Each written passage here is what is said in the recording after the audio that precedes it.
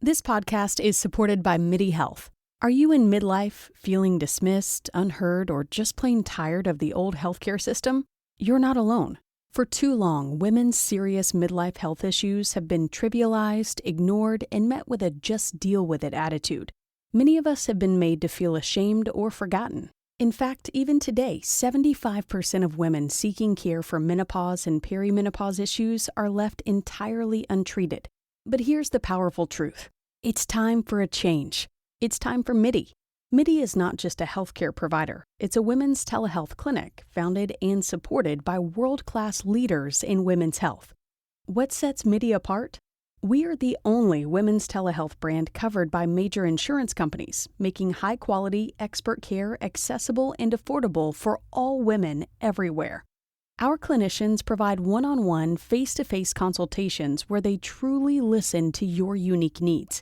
We offer a full range of holistic, data-driven solutions, from hormonal therapies and weight loss protocols to lifestyle coaching and preventive health guidance.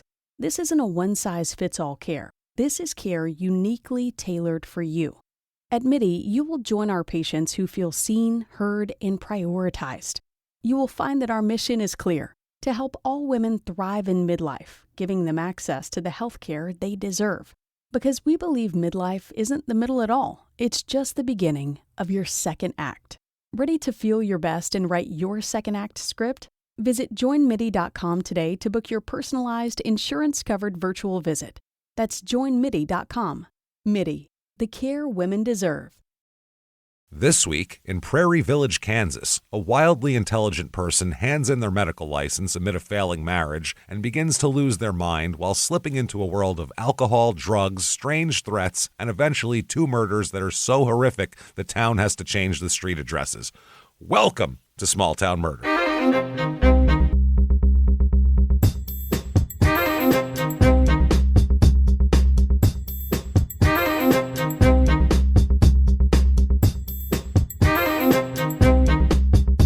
Hello, everybody, and welcome back to Small Town Murder. Yay! Oh, yay indeed, Jimmy. Yay indeed. My name is James Petrogallo. I'm here with my co-host. I'm Jimmy Wissman. Thank you, folks, so much for joining us today on another absolutely crazy edition of Small Town Murder. If you listen to the opening, any murder that's so bad that addresses need to be changed, that's a wild one. This is just a crazy, weird, just odd story we have for you this week. We will get to all of that and more. First of all, though, head over to shutupandgivememurder.com. Get your merchandise, but more importantly, your tickets to live shows. Get those right now. Portland, I believe, is sold out, our next live show in October, but the night after in Seattle at the Moore, still some tickets there. Yes. Let's sell out this Moore. I'm telling you, man, we have been wanting to play this place since we first went to Seattle, and we're very excited to do it. It's a beautiful theater, so come out and see us right then. And I believe the rest of them is there a couple left in Philly, maybe, possibly? Maybe? A few? Yeah. Maybe a few left in Philly, so get in there for December. That's shutupandgivememurder.com. Definitely also get yourself some Patreon. That's what you need. Patreon.com/crimeinsports is the name of our other show, by the way, which you should be listening to. But that's the address you need to go to. Anybody $5 a month or above, you get access to everything we do. Hundreds of back episodes you've never heard before immediately upon subscription of bonus stuff, and then new ones every other week. One Crime in Sports episode and one Small Town Murder, and you get it all. Yes, sir. Every single time. This week, what you're going to get for Crime in Sports, we're going to talk about a crazy fight that happened in the NBA in the 70s where almost killed a guy and just changed both of their lives massively, and it's just a wild story. Then for small... It's so crazy. Yeah, just butterfly effect going out. Then for Small Town Murder, we're going to talk about the history of executions in the United States. A very fun topic, obviously, but just crazy going back to the 1600s. We'll get into all of that. Patreon.com/crimeinsports. And you should also listen to Crime in Sports, that show, the other one that we do, and you should listen to Your Stupid Opinions as well, because it's damn hilarious. So get in there and check that all out. Disclaimer time. Yeah. This is a comedy show. We're comedians. We also try to tell real murder stories better than anybody else in the world. That's our goal here. That's so the game. Yeah. That's the game. The most information, everything is as real as it could possibly be. No details are made up for comedic effect or any garbage like that. You might go, well, how does that work? How do you make jokes around murders? Very simple here. We don't make fun of the victims or the victims' families. Why, James? Because we're assholes. But We're not scumbags. See how that works? It's real simple. It's a real easy line to cross there and not to cross. So that's a good time. Yeah. So if that sounds good to you, you're going to hear one hell of an incredible, wild story. If you think true crime and comedy should never, ever, ever mix, I don't know. Maybe this show isn't for you, but maybe it is. Either way, no complaining later. There it is. I think it's time, everybody, to sit back. What do you say here? Let's all clear the lungs and let's all shout. Shut up and give me murder. Let's do this, everybody. All right. Let's go on a trip, shall we? All right. We are going to Kansas this week, and this is very close to the, Skidmore, Missouri, which was a few weeks back. In distance, it's not very far at all. It's all kind of Kansas City suburbs. This is in Prairie Village, Kansas, which sounds like it's a tumbleweed is blowing through it, like there's nobody there. Prairie Village. It's in far eastern Kansas, kind of in the northeastern part there. It's a suburb of Kansas City. It's 20 minutes to Kansas City, Missouri. Right. About 10 minutes to Overland Park, Kansas as well, where a lot of crazy stuff has happened. And about 15 minutes to Lenexa, Kansas, which was our last Kansas episode 577. It's been a little while. Behind the Serial Killer's Mask was that one. That was a crazy one. Kansas never lets us down, and this is all in one area. I mean, within 15 minutes, so that's interesting. This is in Johnson County, area code 913. Now, a little bit of history of this town. In 1858, a guy named Thomas Porter bought 160 acres of land. Oh. And that's how this started, and he did it as a farm.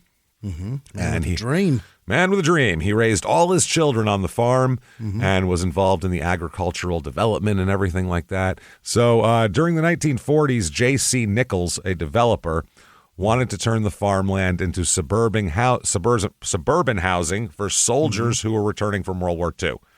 That was his thing. So he bought the farmland from the Porters and a couple other families who had bought into the Porters' farmland. And so he put it in and he tried to do this. Prairie Village started to expand. They built the Prairie Village Shopping Center in 1947, and then another shopping center, and then a bunch of subdivisions with names like Corinth Hills and Corinth Meadows and Corinth Estates and Somerset Hills and Ridgeview High. A lot of hills, heights, meadows, and estates going on Now we here. got a town. Now it's a town, some reviews of this town. Here's 5 stars. Okay. And there's no bad reviews of this town, too. No? There's like 50 reviews, and none of them are below 3 stars. So people love it. Really like it here. Here's 5 stars. Prairie Village is one of the safest cities ever. We'll be the judge of that. We have statistics. The only major crimes are police chases from Kansas City, and the community is very supportive, and there is hardly ever any racism. The only con to Prairie Village is the massive trees that fall down in the major storms that we get now and then. We get a storm and a tree falls down, and why mention that? That happens. It's weather. 5 stars. Prairie Village is an amazing town to live in. Has the best location on Kansas side, where roads and streets are very well maintained and very safe, yet within minutes to KC metro areas such as Country Club Plaza, KC Power and Light District, and Brookside. Yeah. I don't know. Highly rated award-winning public schools. My goodness. All right. Yeah. Wow. Here's 3 stars. It's a decent community. Decent. Generally safe with a police station close by. It's a bit boring, but if you're looking for a good middle-class place to raise a family, this is it. So, if you're looking for your soul to die but your kids to get a good education, this is the place. Good and boring life. You can pay your taxes and get on with it. Yeah. Move on. Enjoy. Here's 3 stars. Prairie Village is perfectly fine. Perfectly. When someone says that, you know it's not perfectly fine. That's the guy with a bag of moldy bread that pulled out three pieces. Like, these are okay. Make a sandwich. That's what I say when I get food at a restaurant that's I don't want. Fine. It's perfectly fine. Just don't worry. Yeah. I like your sandwich too. The Prairie Village, perfectly fine. The yards have oak trees, and we know because they fall down in the street all the time. Yeah. The houses are reasonably sized. The people are generally nice. There are a few Starbucks. Okay. A few, that's good. And then sums it all up with, it's the suburbs. It is. That's all you need to know, really, right there. It's lots of houses, a couple of Starbucks, and some strip malls. That's what we got. People in this town, 22,812 people. Oh, it's good size. It's a decent-sized town. Like I said, right outside Kansas City in a suburban area, kind of upscale. And this is strange, for such a town with so many people, it is 54.5% women. Oh. Which it's usually very close either way when it's this big of a town. So that's strange. It's fine, but it's strange. The median age here is about a year older than the national average. It's 39.7. Family here, 57% married, which is well above the national average. It's the burbs, man. Less than 10% of people are single with children here. Ooh. People stay married and they have kids. Race of this town, 93.8% white, 0.6% black, 1.3% Asian, and 3.2% Hispanic. We have religion in this town. 56% of the people here are religious, which is above the national average. But there's no clear-cut real... There's a lot of other Christian faith. There's some Catholics. There's some Methodists. It's just kind of mixed all around, really, if you think about it. It has low unemployment here. Actually, it's about half the national average, so very low unemployment. There's a lot of places to work here because Kansas City's right there. There's a bunch of different cities. Median household income here is also way up above the national average. Median household income here is $92,753. Doing great. It's perfectly fine. $23,000 over the national average. And then cost of living, here we go here. Prairie Village is 100 is regular in the United States average. Here it's 106. It's a little high cost of living wise. And the housing is the highest one out of all of them. Median home cost here, $399,700. $400,000. In the rest of the state of Kansas, it's $194,000. What is going on here? So this is a very upscale area. Very nice. Yeah, there's not a lot of trailer parks or any of that stuff. It's perfectly fine. Perfectly fine. You're going to like it. Not love it. You're going to like it. You're going to live here and deal with it. So if we've convinced you, damn it, the only place to be is Prairie Village, Kansas. We have for you the Prairie Village, Kansas Real Estate Report.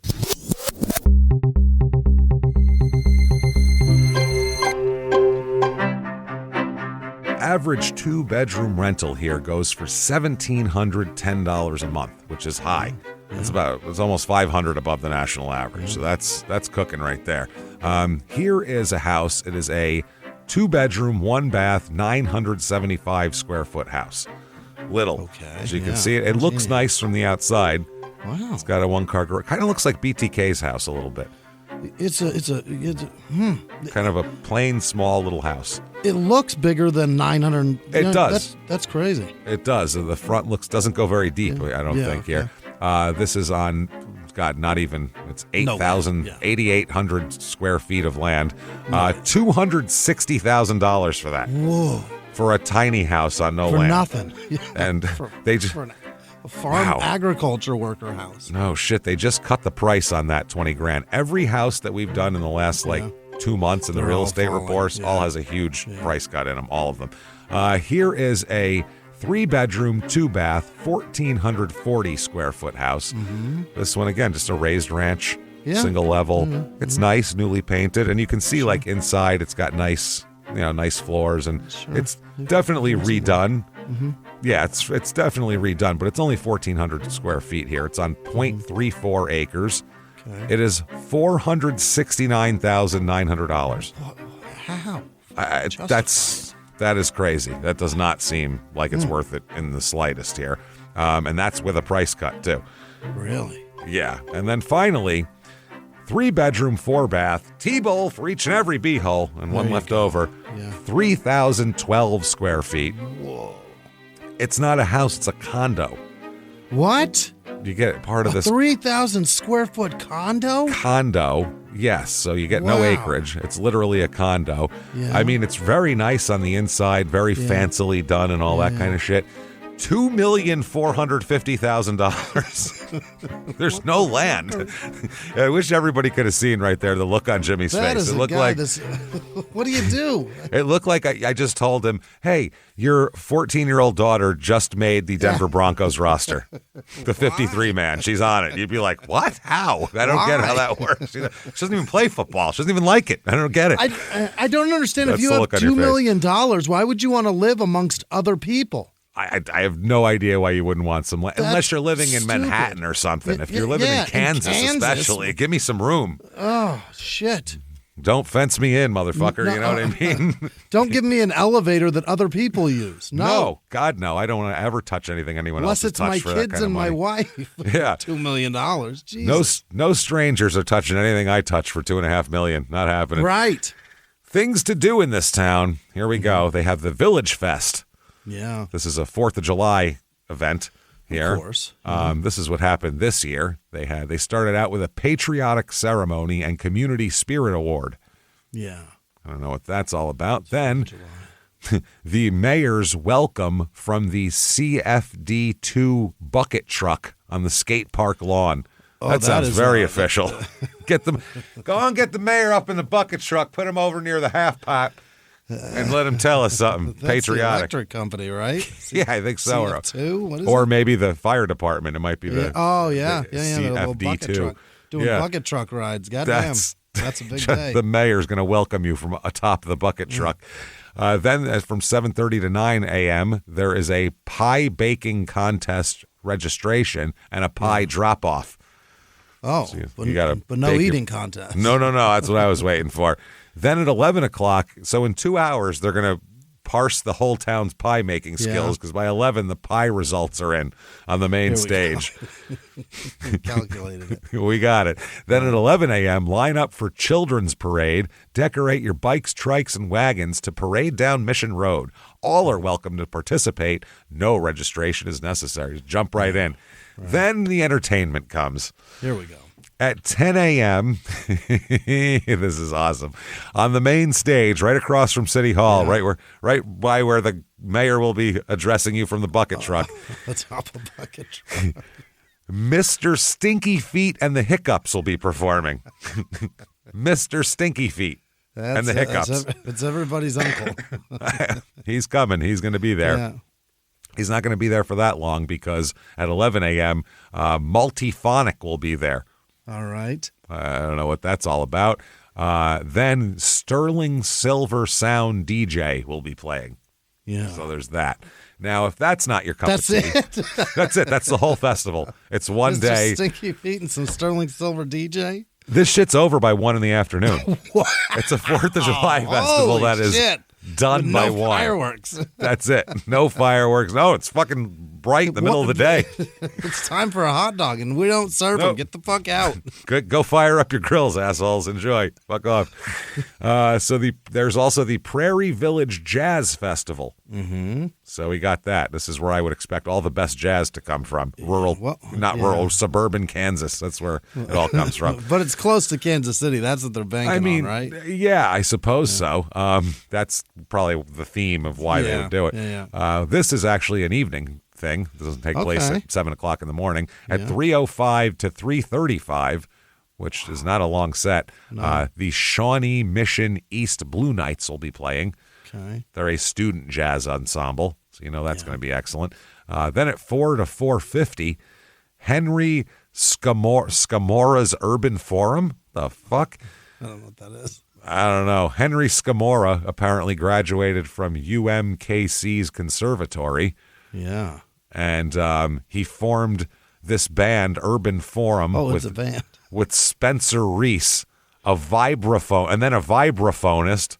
I don't even know what that thing is. I threw my hands up on that Yeah. one. Isaiah Petrie and Some Drummer. They released their self-titled album in January 2025. You can find out more at henryscamora.com. Figure out how to spell Scamora. Good luck, everybody. Enjoy. 5:10 to 6 p.m., Brad Gregory Sextet with Clint Ashlock. He's going to have Sextet with Clint Ashlock. It's going to be gross. This is composed of local Kansas City trumpet players. Oh. Band leader Brad Gregory played for the Houston Jazz Orchestra and worked as a professional jazz musician in New York City before relocating with his family to Kansas City after failure. I didn't. That's not in there. I put the comma after failure because that's why you'd move there if you're a musician. New York City. New York City. So yeah, they're going to play a mix of covers and originals. And their own. Then the Vanessa Thomas Trio will be there. Oh, 3 Vanessa Thomases. All 3 of them. Vanessa Thomas has been wowing audiences across the country for years with her 5-octave range and versatility across genres. Oh, my goodness. Why wouldn't you? Of course. VanessaThomasSings.com for more. Then finally, 7:45, the headliners of the night, Glamour Profession is their name. Yeah. Glamour Profession. What do you think they do? I'll tell You'll never this. Vanessa Thomas is pissed. She's got 5 fucking octaves, doing this for years, traveling the country, and she's being upstaged by fucking Glamour Puss? What are they? Wait till you hear what Glamour Profession does. Wait. They are a Steely Dan cover band. Oh, my God. You're reeling in the years over and over again. Because what other No. Steely Dan cover band.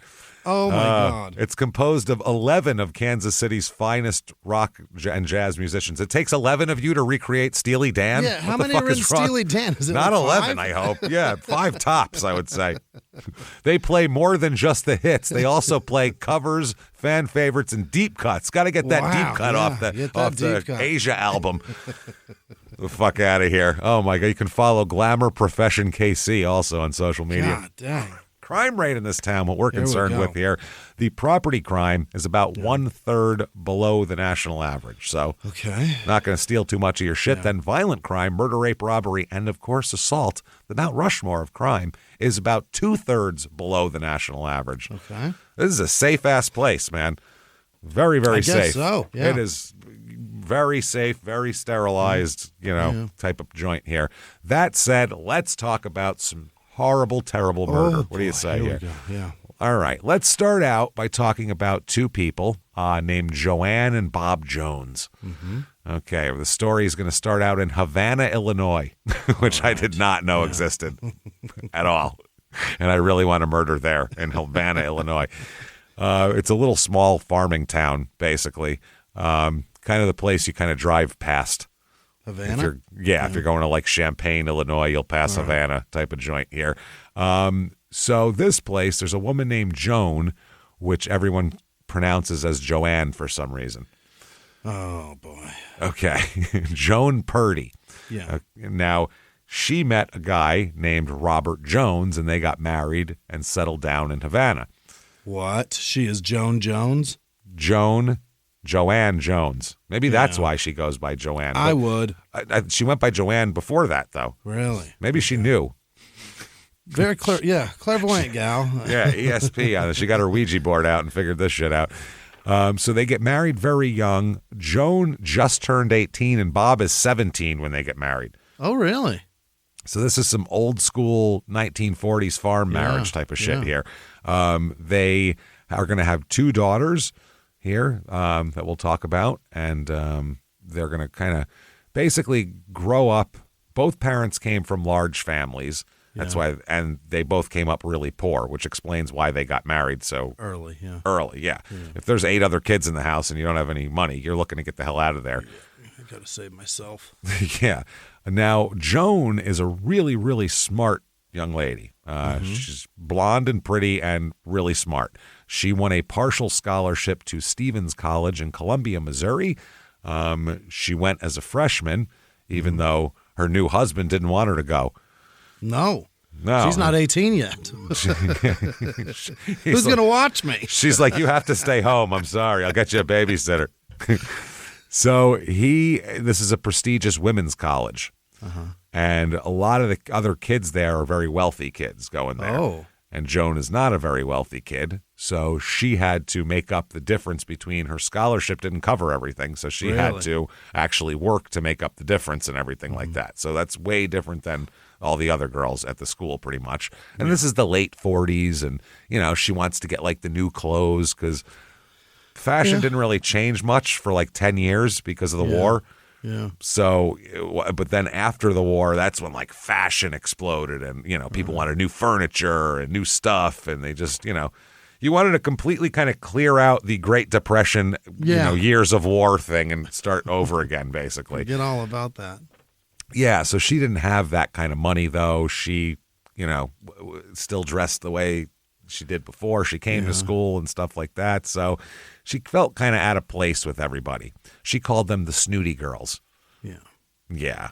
So she dropped out of college eventually. Oh. And that's when she marries Bob. They were together before that. Now, he's a very handsome guy, and he's only 5'8", but he's real muscular.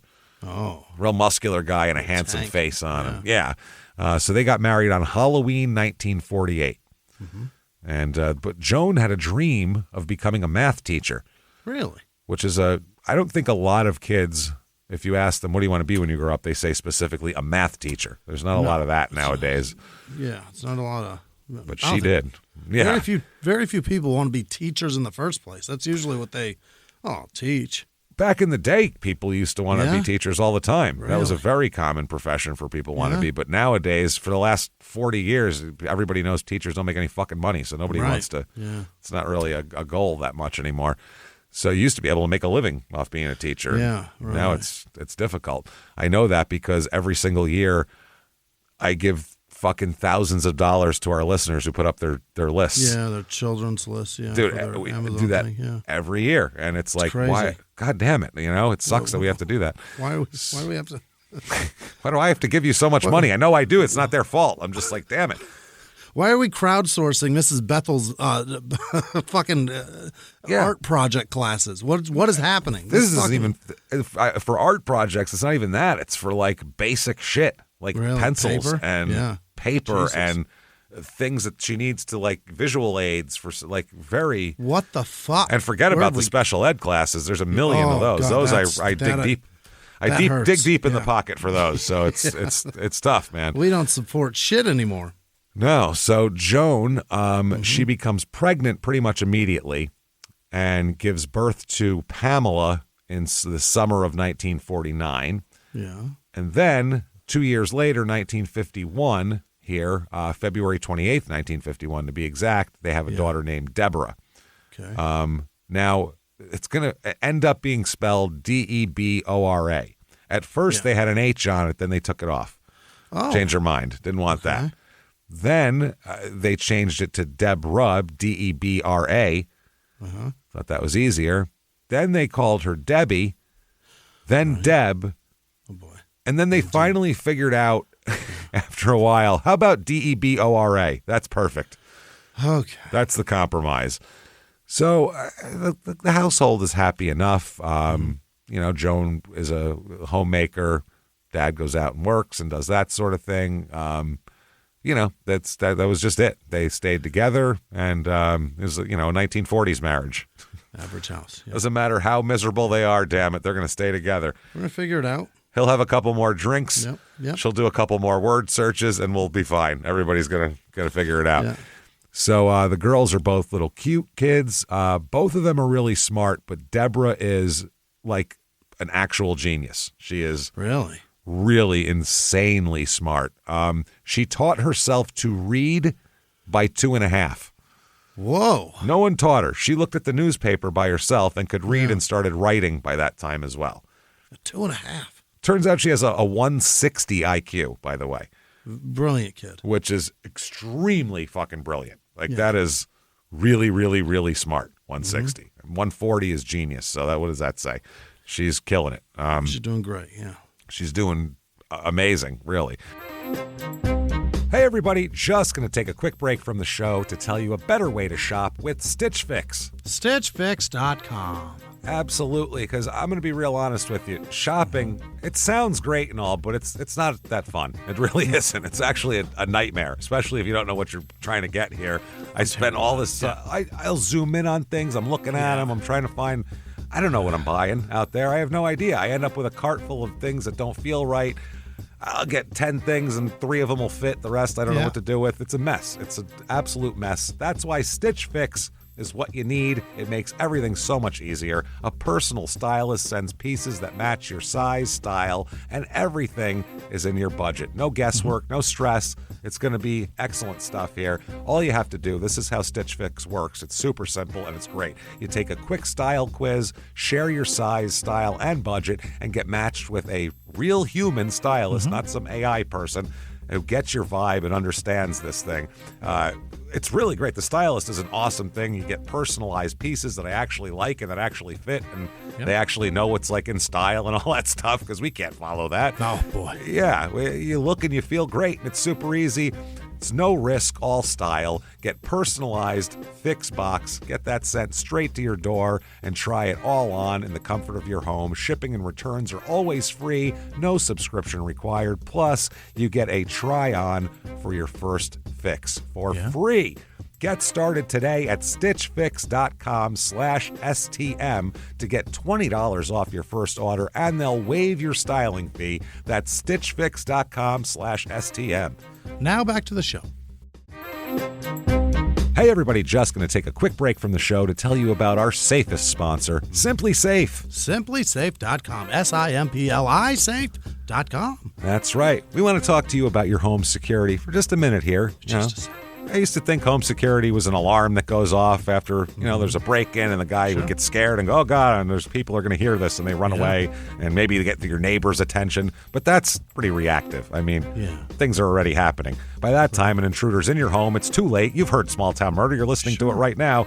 It's way too late if someone's in your home. You're already dead. So we can't have that. That's why real security should stop a crime before it even starts. Right. That's why we trust Simply Safe. Their system is designed to be proactive, not reactive, and really could have made half of our episodes not happen if people had Simply Safe. It's amazing. I love it. My whole house, my studio, Jimmy's house, studio, everything is covered by Simply Safe because it's the best. It's simply the best. That's all there is to it. They use AI-powered smart cameras to identify threats lurking outside your home. They immediately alert Simply Safe's professional monitoring agents. Boom, there you go. These agents intervene in real time before things even happen. They can talk. They have access to two-way audio to confront the person. Hey, stupid, get out of the yard. It's Such great. a place. It's amazing. Trigger sirens, spotlights to scare them. They request rapid police dispatch when needed, all helping to stop this intruder while they're still outside your house. That's security. So join the more than 4 million Americans who trust Simply Safe with their home security every day, including Jimmy and myself here. And with a 60-day money-back guarantee and no long-term contracts, Simply Safe earns your business by keeping you safe and satisfied every single day. Visit simplysafe.com/small to claim 50% off a new system. That's Simply Safe, SIMPLI safe.com/small. There's no safe like Simply Safe. Now back to the show. Joan really wants the girls to succeed because she never got anywhere, basically. I guess the only thing Joan would harp on them about was not studying hard enough. She said Joan was obsessed that the daughters had to succeed. Yeah. Just had to. Deborah said later on, between my parents, I think I would say my mother was the strongest and the one who made the decisions. Right. She was the serious parent. Bob was the fun parent. Kind of mom and dad of the day. Although, not really, because back then it would be, wait till your dad gets home. He's going to, I'm going to have him beat you to death. You know what I mean? Mom being the disciplinarian is interesting, but I mean, somebody's got to play each role. I guess so. You could split them up a little bit there. He would play games and make jokes with them, but Joan wanted food or wanted, schoolwork. Yeah. Now, Bob, the dad, drove a bakery truck. Oh. So That's nice. You're getting free snacks anyway. Yeah, I've known a couple people that drove bakery trucks. Yeah. Some shit falls off the truck every day. Yeah, I had You're a friend getting whose some. mom was a chuck wagon truck. Oh, so we hell were yeah. stealing bear claws like crazy. Awesome. Now, Deborah, real different, as we'll talk about here. Like we said, teaches herself to read it too. 160 IQ. The weird part is both girls are good students, but Deborah's a lazy student. Oh. But she still gets straight A's because she's so fucking smart. She just doesn't have to work very hard to get good grades. Okay. And a kid will realize that very quickly, exactly how much they can dick off and slack and still do what they need to do. Yeah, the shit that you kind of is your whole life when you get older, kids figure it out quick. Yeah. My whole life is how much can I slack? Right. How much can I not do this? Yeah. So, and that's what Deborah's all about is accomplishments, scholastic things, the fact that she's so smart. That's all anybody ever talks about. So that's all she kind of is, basically. Yeah. She also would kind of be shitty if she didn't think people were as smart as her. She'd be kind of shitty to them also. Oh. Which, I mean, you're telling her she's so brilliant from a young age. It's really kind of hard for a kid to not do that at that point. Also, she's athletic. She's a good musician. Mm-hmm. It's wild. So Dad's driving the butternut bread bakery truck, butternut bread. Okay. And, would move up in the company a little bit. But Deborah said, we didn't have a lot of money, but we always had everything we needed. She, nothing negative or unusual about her childhood. She was never beaten or dragged into some trees, and felt up by a bunch of boys or anything weird like that. Mm-hmm. Nothing crazy happened to her.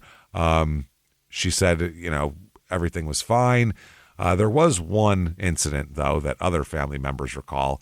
Deborah was angry with her father when he came home drunk from a bowling tournament. Uh-oh. Okay. If I'm driving a fucking bread truck all day, every goddamn day. A bowling tournament. Which it seems like a special event. Yeah. It's not like he's bowling every night. It was a tournament and he got a little tank. Every night, yeah. And my child is telling me, giving me the what for? We're going to have a talk. Yeah. You're going to be writing something 100, 200 times to just to keep you out of my hair. Go away. I won't bother Dad when he's pissed. Quit fucking up my buzz. Get out of here. God damn, I work hard for this buzz. Yeah. Come home and get yelled at by you. This is an expensive buzz. Leave me alone. Yeah, Jesus Christ. It was late at night. She stayed up pissed off waiting for Dad to come home. What? Everyone else was asleep. She sat on the couch How looking dare at her he? watch. Yeah. How dare he? Where have you been? Wow, that is wild. You're like, you're the daughter, right? All shit-faced. What happened? Is your homework done? She popped in the kitchen as he was counting several $100s he won in the tournament. Oh, I got drunk and won? I got Fuck drunk, you. Yeah, I won, so I got drunk, I think is really probably what it was. Getting drunk and then winning a bowling tournament probably is. Yeah, that's pretty amazing. But yeah, so she's going to come in breaking balls. She screamed at him and yelled at him. And later on, she felt bad about it because she found out that the money he always got from stuff like that, he put into her college fund. It was for her. He didn't spend it on himself at all. He had like a coffee can that he put it in for her. I drank a couple of beers because I don't get to keep all this. Fuck off. Yeah, this sucks. So, yeah, she said, God damn it. So Deborah and Pam, her sister, shared a room. They got along pretty well. Pam is smart too, but Deborah is like next level smart. So Pam, if your little sister is so much smarter than you, it's got to kind of piss you off a little bit, I would think. But Deborah took piano and violin lessons and was very good at both. Continued to play piano into her college years. Yeah, she's incredibly smart. She was the National Merit Scholar, the co-valedictorian, and. So you would think maybe, she seems kind of prickly and awfully smart. She'd probably be that like nerdy girl that is nobody really wants to talk to because she's kind of snotty too at the same time. Sure, yeah. But not true at all. She was also on the student council. She was a cheerleader. Oh. Which that's not. It's rare that the smart girl's that pretty too. Yeah. Or has time to be a cheerleader. Yeah, you know what I mean? So she's doing all that. One of her classmates said she was a hard worker, intelligent, and pleasant. He said she was quiet, nice, and smart. This is, he said it's just, he sat next to her in chemistry, said did everything right. She was a cheerleader. She dated the varsity football quarterback. Dang, what? Yeah, she's got to have all the success she can have in every aspect. She played violin and piano. Yeah. She did everything. One of her the principal said she fit right in. She was a rather aggressive girl. You could tell she was going to be successful. Yeah. Absolutely. And she ends up going off to college at the University of Illinois, where she's from there, Fighting where Illini, she will. Is that them? The Illini, fighting Illini with the orange helmets. Yeah. She majored in chemical engineering. Dang, she's hot, driven, and brilliant. That's amazing. That seems hard. Chemical engineering. I can understand like electrical or like structural, but chemical or further, no. Biological, no. I don't know. I don't understand any of it. By the way, how do you make? She knows how to make gasoline, man. Yeah, I don't know anything about engineering of anything. She can make gasoline at home. That's incredible. I couldn't even drive a train. I wouldn't know what to do. No engineering of any kind. That one I think is just throttle and brake. I wouldn't know where they are. I don't know do you know where the throttle and brake are in a fucking train? I don't either. Feels like there's probably a lever that goes forward. There's probably all kinds of levers and a thing to let out like steam and all sorts of shit. I don't know what I would do with that. It'd be really hard. So yeah, chemical engineering, which is like I said, the word engineering scares me. Quick story. When I was in the 10th grade, the guidance counselor fucked up. Must have pressed the wrong button in the computer when making my schedule, and instead of putting me in one class, she put me in this advanced engineering class. What did they make? Well, everyone else in the class was a senior who'd been taking engineering for 3 years. Yeah. This was like the fourth class. Yeah. I'm in 10th grade. I've never taken engineering before and had no fucking idea what I was doing. So I sat down and I was lost in 3 seconds. I felt like the dumbest person in the world for like 3 days. I really did. I felt so stupid. And then I went to the guidance counselor and I was like, oh yeah, those kids have been taking that for 3 years. You came in like in the fourth quarter. You should not know anything about that. Because I was like, I'm dumb. I'm too dumb for this class. She's like, no. You felt is how I felt in remedial fucking engineering. Remedial English. I felt like the dumbest kid. Oh, God. Maybe should have sat down in that class and been like, oh, I think I can handle the other one. I think I got this. Maybe you could have done maybe you could have done engineering and didn't know about it. Maybe that's what my brain was just geared for that one. They had drafting boards in front of us. I was like, what am I don't know how to do any of this. This is terrifying. I'm not doing any CAD in here, guys. No. So she ends up meeting a guy here while in her undergraduate here. Mm-hmm. She dated a man named Dwayne M.J. Green. Hell yeah. I MJ. don't know why, but okay. I don't know why, but sure. Yeah. Dwayne M.J. Green, he's an engineer, and they get married while she's studying at Kansas, University of Kansas, which is next.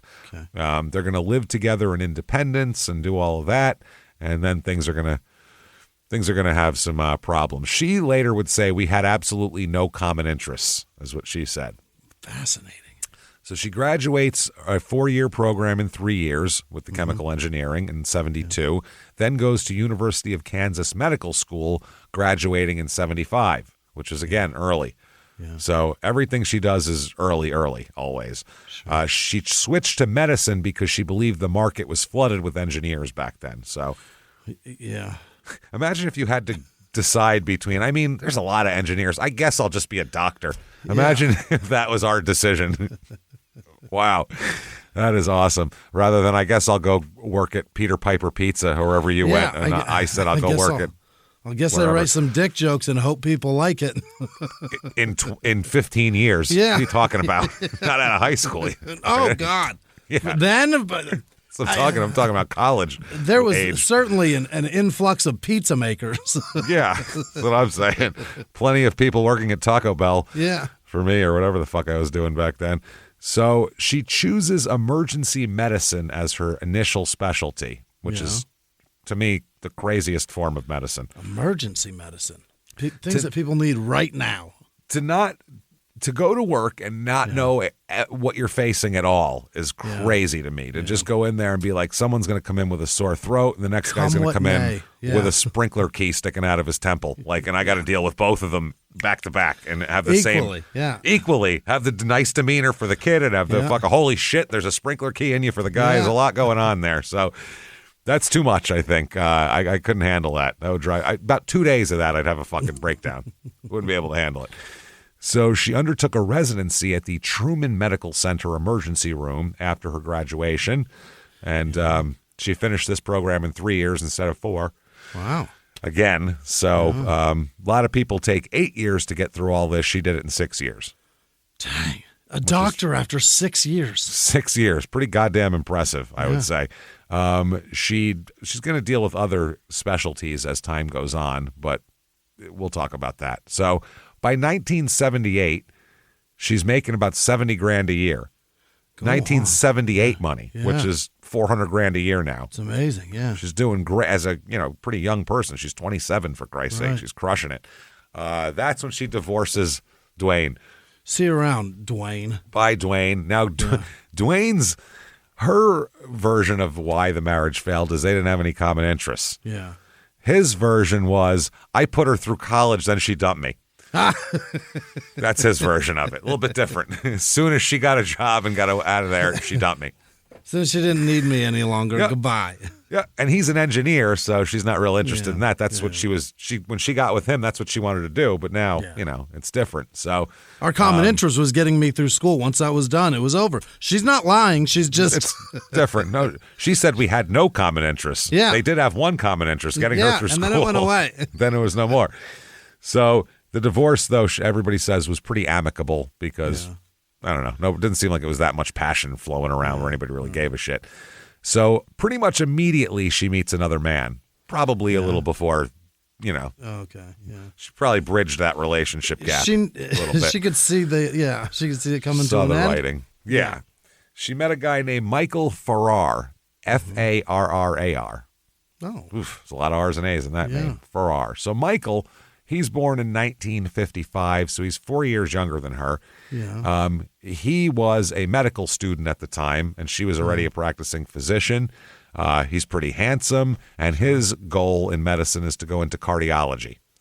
Okay, we so can team up. Yeah. This is the perfect matchup. It seems like it's going to be great for them. She's cool at this point. She's like a young chick doctor with a red sports car and all this type of shit. Like, of course she'd be attractive. Who wouldn't be attractive to that? Yeah. And smart, she's had confident, a pretty great goddamn life. Not too bad so far. She wins at everything. Yeah, and Michael said, quote, I think it was all those things about her that attracted me. Yeah, her attractiveness in every aspect. The money, the hot chick. The fact that she was attractive. Yeah, smart as I am, all that stuff. It attracted me. Yeah, her attractiveness attracted me. He said the couple of things weren't so great, though. She's very volatile. Yeah. She'll go from 0 to 60 in a heartbeat. Hot, cold, real fast. Not a lot of warm. Yeah. Yeah, she's strung tight, and a lot of times very smart people are wound a little tighter. They're strung a little different than the rest of us here. He also said she, quote, felt threatened by my family's closeness, which is odd. And she described her own family at this point as very cold. So that's why she didn't understand the closeness of their family. She said, my family's just very cold. That was her kind of excuse. We don't need all that comfort and shit. You guys supporting each other. Do it yourself. Who needs a hug when you walk in the door? Yeah. Fuck off. Hug yourself. Fuck. That's all. So she would lose her temper at minor things, though. That kind of made him a little bit leery, but he's real stable and dependable. So they're kind of a good match for each other when it comes to that. If she pushes, he'll lean back a little bit type of deal, Okay. So he went to high school in North Kansas City School District, graduated from medical school at the University of Missouri, Kansas City. Yeah. And then the couple's going to move to Ohio, where she's going to finish up what she's doing, and he's going to start his residency at the University of Cincinnati. Okay. So that's how that goes. May 26th, 1979, they get married real quick. Yeah. That is real fast. They got married.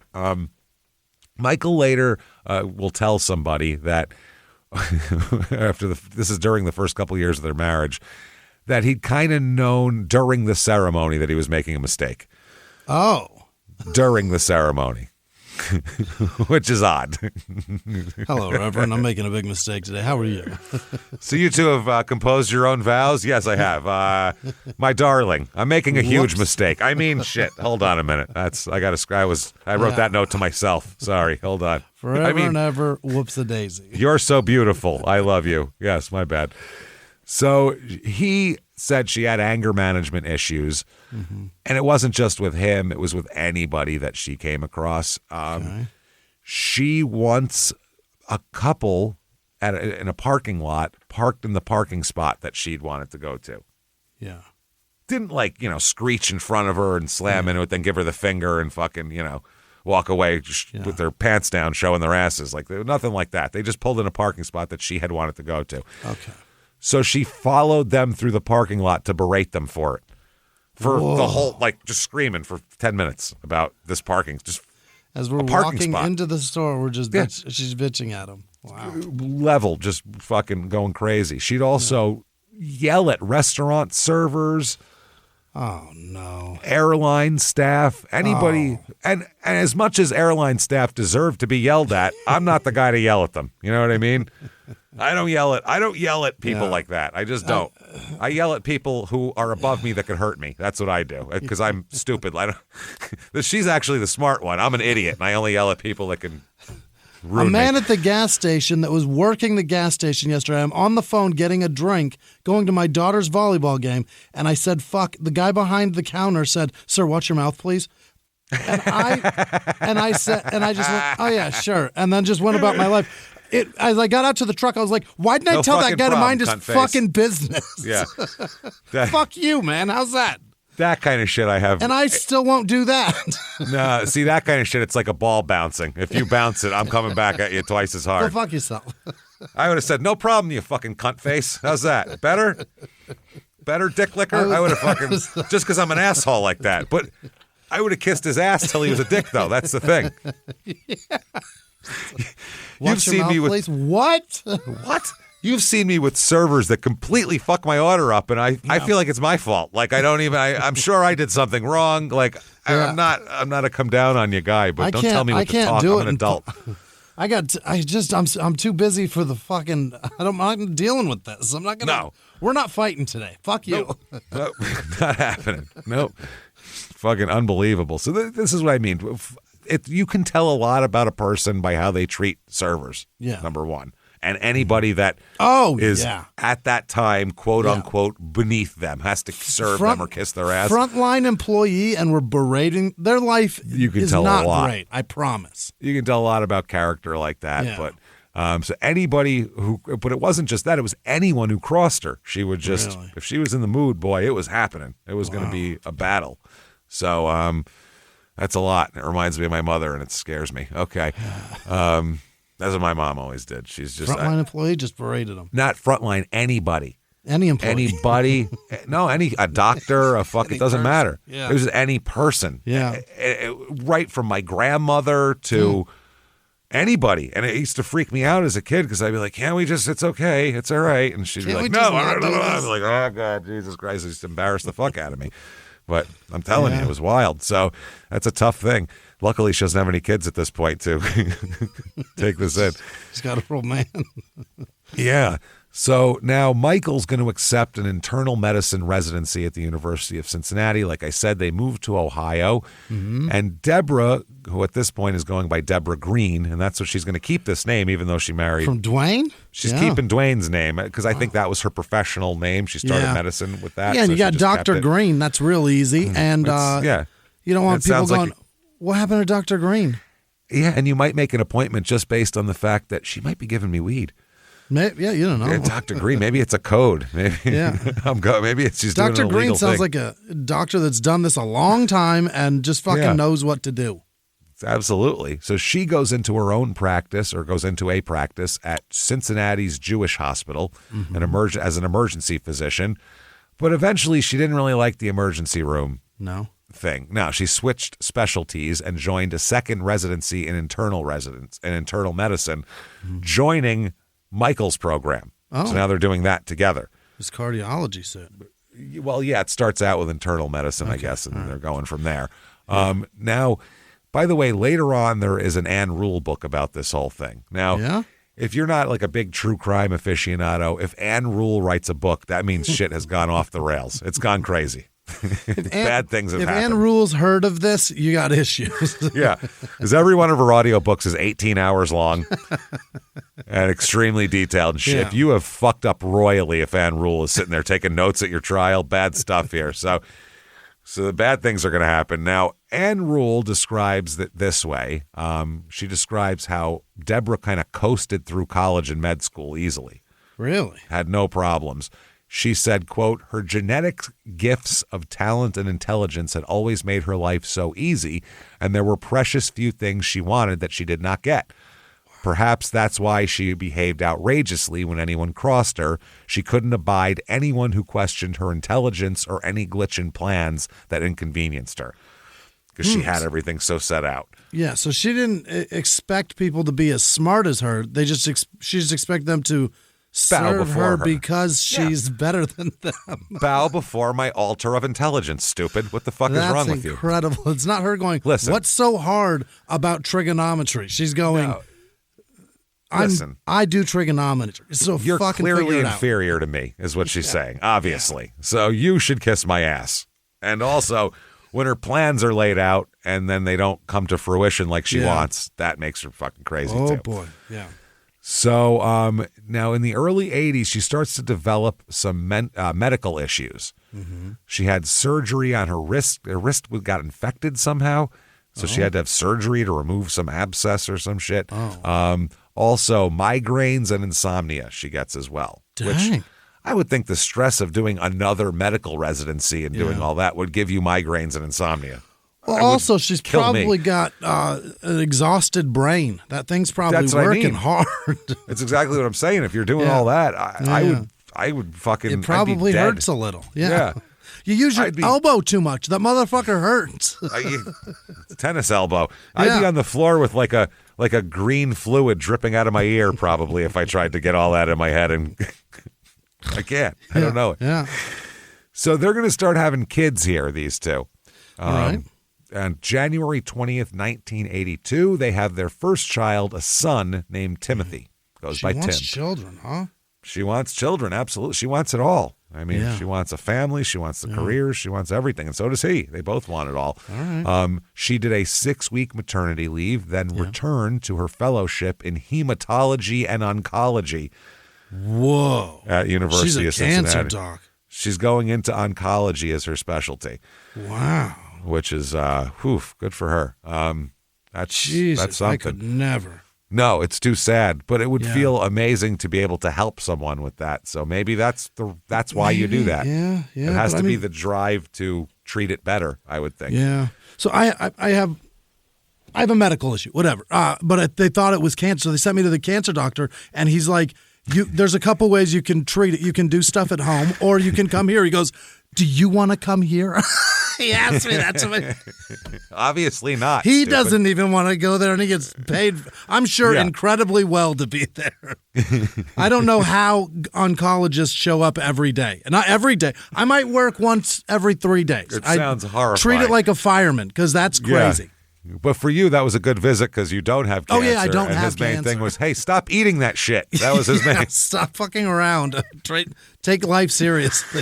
That's much better. So that's the thing you go for is, hey, you don't have cancer. You're an idiot, but you don't have cancer. You don't take care of yourself like an adult, but...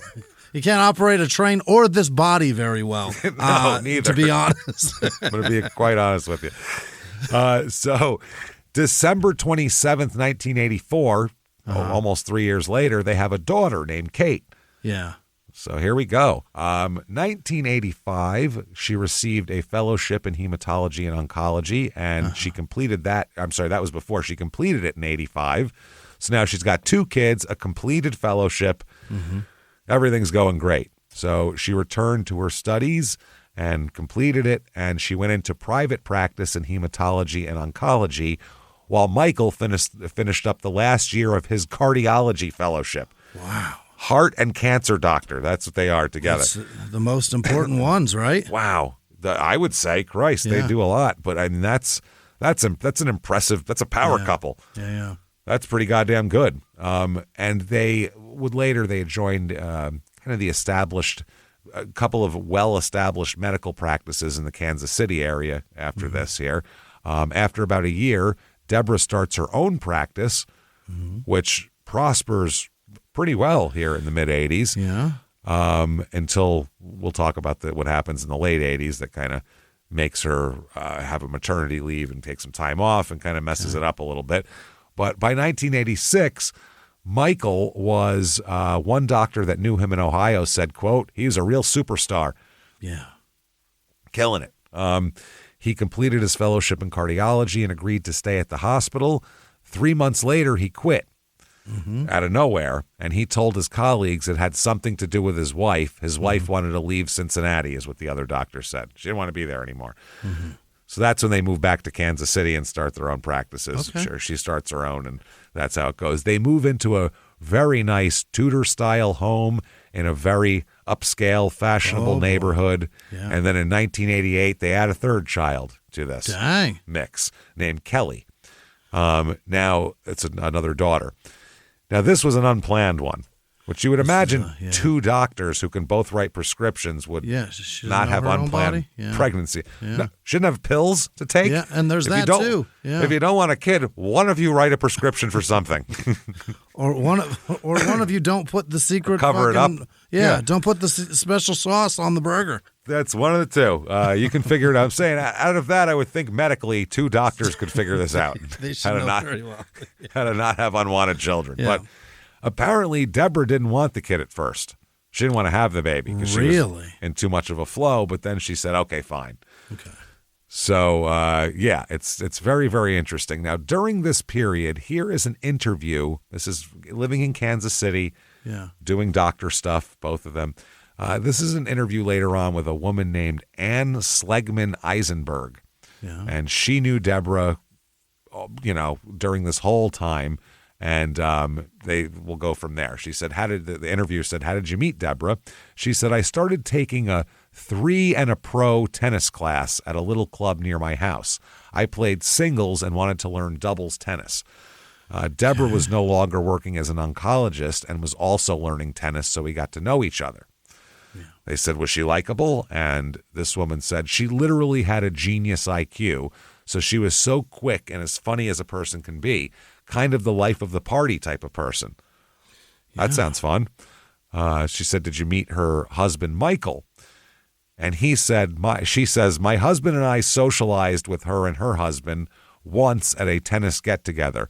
He was nothing to look at, kind of a drip, but was well thought of in his field. Jesus.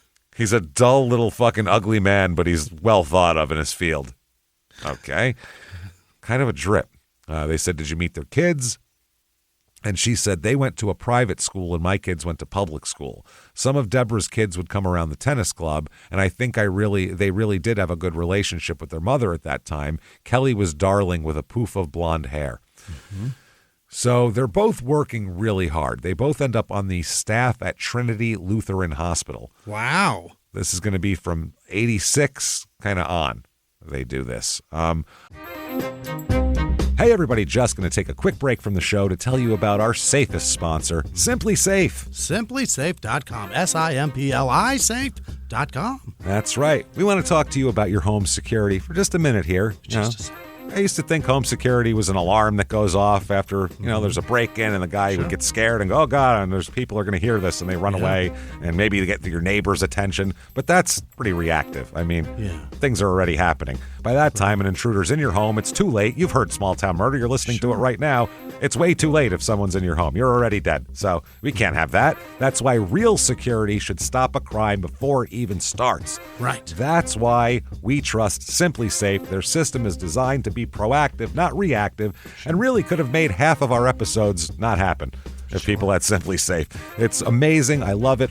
My whole house, my studio, Jimmy's house, studio, everything is covered by Simply Safe because it's the best. It's simply the best. That's all there is to it. They use AI-powered smart cameras to identify threats lurking outside your home. They immediately alert Simply Safe's professional monitoring agents. Boom, there you go. These agents intervene in real time before things even happen. They can talk. They have access to two-way audio to confront the person. Hey, stupid, get out of the yard. It's great. It's amazing. Trigger sirens, spotlights to scare them. They request rapid police dispatch when needed, all helping to stop this intruder while they're still outside your house. That's security. So join the more than 4 million Americans who trust Simply Safe with their home security every day, including Jimmy and myself here. And with a 60-day money-back guarantee and no long-term contracts, Simply Safe earns your business by keeping you safe and satisfied every single day. Visit simplysafe.com/small to claim 50% off a new system. That's SimpliSafe, SIMPLI safe.com/small. There's no safe like Simply Safe. Now back to the show.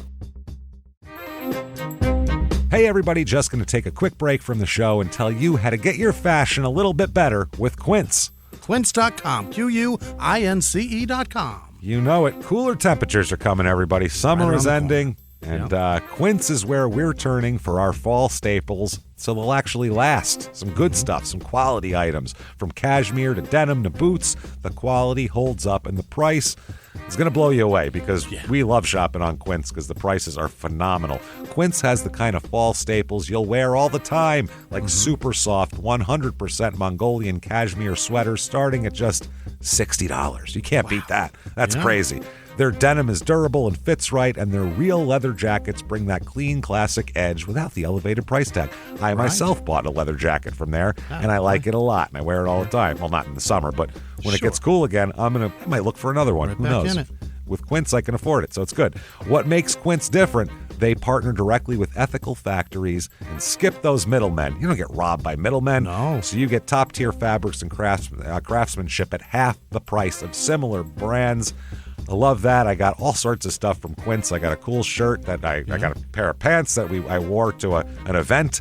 It's good stuff, and you can do it too. Keep it classic and cool this fall with long-lasting staples from Quince. Go to quince.com/smalltownmurder for free shipping on your order and 365-day returns. That's QUINCE.com/smalltownmurder. Free shipping and 365-day returns. Quince.com/smalltownmurder. Now back to the show.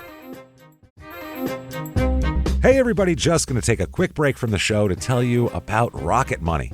RocketMoney.com. You know it. With prices going up on just about everything that exists lately, dealing with money is more stressful than ever. So trying to manage subscriptions, track spending, and cut costs, that feels overwhelming. It really does. Luckily, Rocket Money can relieve some of that stress and help you feel confident in the financial decisions that you make. Rocket Money is a personal finance app that helps you find and cancel your unwanted subscriptions, monitors your spending, and helps lower your bills so you can grow your savings. And it works, too. It does. Yeah. Trust me, because they found something I paid for like 5 years every month. And it wasn't a ton of money, but it was just enough where I didn't need that, and they just took it from me every month. And Rocket Money has saved me money, so I love that so much. Rocket Money shows all of your expenses in one place, including subscriptions you forgot about. If you see a subscription you no longer want, Rocket Money will help you cancel it. They can do that. If you've got a goal that you'd like to save for, Rocket Money can analyze your accounts to find the best time each month to put extra money aside. They'll even, this is the coolest part, Rocket Money will even try to negotiate lower bills for you. Wow. How cool is that?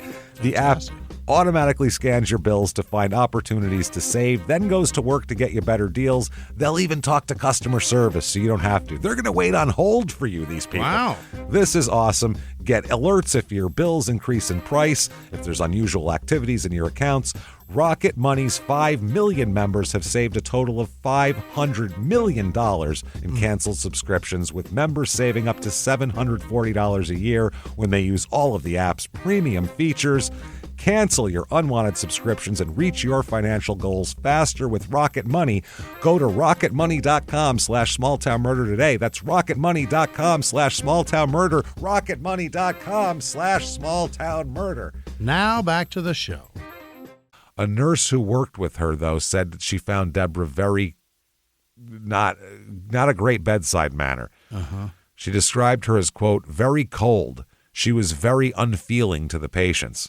Okay. That's what you want in a cancer doctor. Was that what she was doing? Was cancer doctoring at that time? Yes. God, yeah, you can't be unfeeling to those people. You have cancer. Going to be dead pretty soon. All right, have a good one. Don't worry, it's almost over. I don't know, whatever. No. No, you're going to get worse and worse and worse, as a matter of fact. But the worst is almost here. But there you go. Worry. So that's pretty good anyway. That would be somewhat somewhat likable. Somewhat, yeah. It's not depending cold. on who you are, yeah. At least if you're trying to make a joke. She also said, this woman, that Deborah never talked about her husband or her children in a loving way. It was always as far as obligation, mainly. And another medical doctor from this area said that she was obsessed about her husband, Michael, and kind of followed him around all the time. Oh. She's always trailing him and tracking him type of deal. Now, she's going to have some problems, though, because after a while, she starts losing jobs. Oh. Due to her strange behavior. Yeah. She failed a couple of board certifications, which was a strange thing from her. For her, she gained a ton of weight out of nowhere. Well, I think we know why she started gaining weight, because she also started taking prescription drugs and drinking to the point of stumbling around the house and falling into shit. What is that? When you do that, you'll put some weight on. What is going on with Deborah? I don't know. One of the friends said it almost seemed as if she had given up at a point here. Now, the school the kids go to, the Pembroke School, it's the Pembroke Hill School. It's a private school in Kansas City. And people from the school said Deborah was a good mother who encouraged the kids to do activities and, do well in school. Yeah. After her last maternity leave, she wanted to resume her medical career, but her practice faltered because she had more chronic pain problems. Now, I don't know if there's actual chronic pain that she takes drugs for and gets more into that, or if she takes drugs because she says she has chronic pain and then says she has more chronic pain to have more drugs. I'm not sure. You never know with that. You know what I'm saying? You don't know if it's drug seeking or legitimate or what here. So, also there's a lot of fighting going on. Sure. Her friends said they described her temper as having a, quote, explosive velocity. Explosive velocity is how you would describe a bullet coming out of a gun. Yeah. Not a person's temper. That's crazy. Or a running back if you're like trying to sell him to the fucking explosive Cowboys. velocity. Yeah. Look, watch the way he hits that hole between the watch the way he hits the 3 gap. Look at that. Oh, baby. Wow. Or the B gap. So, she accused Michael a lot of emotional neglect. Mm-hmm. And because he was at work a lot, and she wouldn't be now at this point. So now he'd come home and she'd be drunk and pissed. And stoned probably. And also pills mixed with that too. But this all happened. She ends up deciding to kind of quit her practice at this point. Really? And apparently it was a mutual decision between Michael and Deborah. They decided that one of them should probably watch the kids at some point. Okay. 2 doctors, there's no time for the kids if they're both doctors. Let's be realistic. realistic. We don't need that much money. Yes. We're fine. They said also somebody should spend time with the kids. Now they're getting older. They have like sports and activities they're doing, and neither of us are going to them. And, one of us should do that. And you're drunk all the time, so. Yeah, and, I like to day drink, so, it's perfect, actually. So she quit her practice. And friends said, quote, she attended soccer clinics to become a coach to help her kids play better because they played soccer. And her friend said, I just don't know a lot of mothers who would do that. I don't clinic? Either. No. My parents would have never done that. To be coaches? No. My parents would have went, I don't know much about soccer, and then went in the house. That would have been it. Oh, okay. I guess I had a friend that did it, but it was because the coach didn't give a fuck. So he was like, I'll do it. That's possible, too. So she just kind of becomes a homemaker. She works part-time from the family's house on medical peer reviews and Medicaid processing. That's all she's doing now. So she's taking a 160 IQ and working from home and just kind of hanging out doing that. So 1994 comes around, and this is when problems really start in the relationship. There's been problems before, but this is when the cracks start to become chasms here. Now, they're the kids at this point. They have Timothy, who's about 12 at this point. Yeah. Tim, he's doing great. Happy, confident, popular kid, plays soccer and hockey. Sure. Doing all that. Really good. He goes to like special or early morning practices and weekend tournaments, and he's really, really into it. And then they have, their other kids. They have a cute little 6-year-old, and this 6-year-old, by the way, Kelly, people think she has intellectual gifts like her mother and her grandmother. This is running in the family's going to the second daughters, apparently. Yeah. And that's the accident one. That's the accident. Yeah. It's not like the second daughter was stupid either. Right. Kate's not stupid. This one just happens to be brilliant. Brilliant's a different story. Yeah. And everybody would dote on her. She's a little blonde kid who's brilliant. Okay. All right. And she's, doesn't have activities and shit yet. She's just a little kid at this point. She's still teaching herself to play Beethoven. Yeah, and Kate is a ballerina, the middle daughter. Oh. She's a ballerina, actually dancing with the State Ballet of Missouri by the age of 10. Jesus. So they're accomplished, successful, the opposite of our families, essentially. Like they've done wonderful. Yeah. That's who they are. You look at as a kid, you look at people like this and go, "Wow, that must be awesome."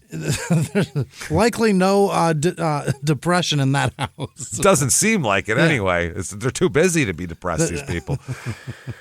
And also, the two of them, Deborah and Michael, are hanging out with like the real influential families who are the parents of the other kids at the school. Yeah. This is a private school that costs a lot of money, so this is a kind of it's its own little society. Sure. These people will be helping each other out for years and years. When you apply for a job in years and years and don't know why you didn't get it, it's because these people did. You didn't go to you didn't. You're not like the dad of somebody who went to school with a guy whose kid was here, and it's crazy. Yeah. A friend said that Deborah was loving with her children. She did everything with her kids, is what she said. Sure. Now, Michael starts to tell his friends that, you know what, our marriage wasn't ideal. It was more of a partnership than a marriage. He said that neither of them ever expressed their love to each other, even when they were newlyweds. They weren't like, I love you so much and all that. It was more like a business arrangement. We'd be good together type of thing. Yeah. So we should be together. Not a lot of emotional anything. And maybe they're both so smart, maybe emotions don't come into it as much for them. I'm not sure. I don't know. Yeah. I've never been dealt with this kind of. No. So he said, and he told other people that Deborah seemed to not have the coping skills that a lot of people have. She would go into a rage and sometimes would even break things. And end up like harming herself over it by accident, breaking shit. And and they said it didn't matter if it was a private or public setting either. You could be at the grocery store. She could be in the living room. It doesn't matter. She'll have equal reckless abandon with this type of shit. Michael would work long hours and he would stay, and this is a self-perpetuating thing here. Yeah. She'd be mad at him for working a lot, so he would work more so he didn't have to argue with her. So you didn't have to go home and argue with her. God. He'd just come home and go right to sleep and then get up and leave again. He'd be like, at 7 o'clock, he'd be like, well, I work till 7. She's going to get pissed, so I better work till 11, so maybe she'll be sleeping by the time I get there. So, it's not good. So it's definitely just kind of plugging along here. It's like a big snowball going down a hill. And also, he thought that she was a shitty homemaker as well. Which, I mean, you're never there. What do you care? So anyway, she's drunk, man. What do you want? Hey, what do you want? I'm tanked by 4:30. You try cleaning. You try cleaning the house after half a bottle of tequila. It's not easy. Tell you what. Try putting that fucking fitted sheet on the bed when you're wobbly. Either that or she goes, I thought it was clean. Didn't I make dinner? It's pretty clean to me. I don't know. The kids are sleeping, so they seem fine. I guess. I don't know. Yeah. So he said when they fought, she would treat the children, especially Tim, as sounding boards, as little adults that she would tell them about what their father had done wrong and like bad relationship shit, which as a kid who had to fucking deal with their parents one of my parents' relationship issues that would tell me about them all the fucking time. That is not good for your psyche. Yeah. No. It's just not good. No. You're not good to make your kid an adult that has to worry about your adult shit. You know what I mean? So they would tell, she'd tell them that, and the kids were, oh boy. After a while, the kids were a little upset about hearing it, but then after a while, they would just go along with it, and the kids thought, man, our father's a terrible guy. Wow. Mom keeps saying how awful he is. They would started to resent him to the point where Tim at 12, 13 years old would have physical confrontations with his father because he was pissed off and Mom had told him all this shit. Oh, my God. So that's not good. Now, she's also apparently during this time self-medicating with sedatives and also narcotics to treat pain from certain injuries she's had periodically over the years here. Apparently, several times he confronted her with issues regarding how she was acting. Even the fact that said, listen, you're acting like this. Your speech is like this. Even your handwriting, I can tell you're fucked up. I know you're fucked up. I'm a doctor, for Christ's sake. Yeah. I didn't drive the bread truck home and then tell you I think you're fucked up. I'm in medicine. Trust me, you're fucked up. Yeah. And she finally said, yeah, you're right. I shouldn't be using all this stuff. And she agreed to stop using the medications every time he would confront her. Okay. And then it would be like that for a week or two. And then, he's still gone a long time at work and she's still pissed off and she would take it again and it would, rinse and repeat the cycle over and over. Yep. So by January 94, things are getting real tense, over a very tense dinner. Real fucking tough day here. Michael just bursts out and says, quote, I can't do this anymore. Okay. Can't do it. I want out of this marriage. I'm done. Divorce. I want a divorce. Okay. She apparently lost her fucking mind when he said that. Yeah. Was real pissed. You don't want to tell a drunk person you want a divorce. They usually You don't leave me. Upset. I leave you. Yeah, she started picking the plates off the table and hurling them at the walls as hard as she could and breaking them. Boy. Just started destroying everything in the dining room, basically. Just breaking shit, screaming, collapsing on the floor, sobbing, cursing. The kids are home. They heard all of this, really, which is fun for them. So Michael moves out. Really? Yeah, he moves into a little apartment nearby. And imagine you're a cardiologist and you come home to a small one-bedroom. You'd be like, you. Fuck. So they would do their kid handoffs at fucking neutral ground locations, not at their houses. Shit is very, very tense. Now, Deborah wanted to get back together, she said. Yeah. She did. During this time, by the way, she really steps up as a mom, too, and does even more than she was doing before. Absolutely. I mean, because now Michael's around even less, so she's got to pick up the slack, and she does, too. Yeah. I mean, she takes the kids to their soccer practices, ballet recitals, hockey games, everything. A neighbor said she was trying so hard to prove she could hold it together still. Sure, yeah. Absolutely. She's trying to show that I'm still going to do this, and I'm going to go on with my life, which is what you have to do. She, had all of that kind of thing. She is working a little bit doing medical consulting. She's still reviewing Medicaid claims from a home office. And but they said the office is like a mess. She's kind of scat. You could tell by her desk that she's got issues going on right now. Yeah. He is doing great. Michael's doing fantastic in her career.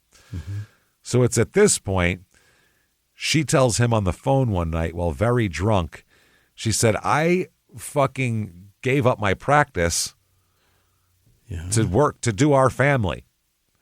Yeah. So she said to him, quote, you owe me stability. Oh boy.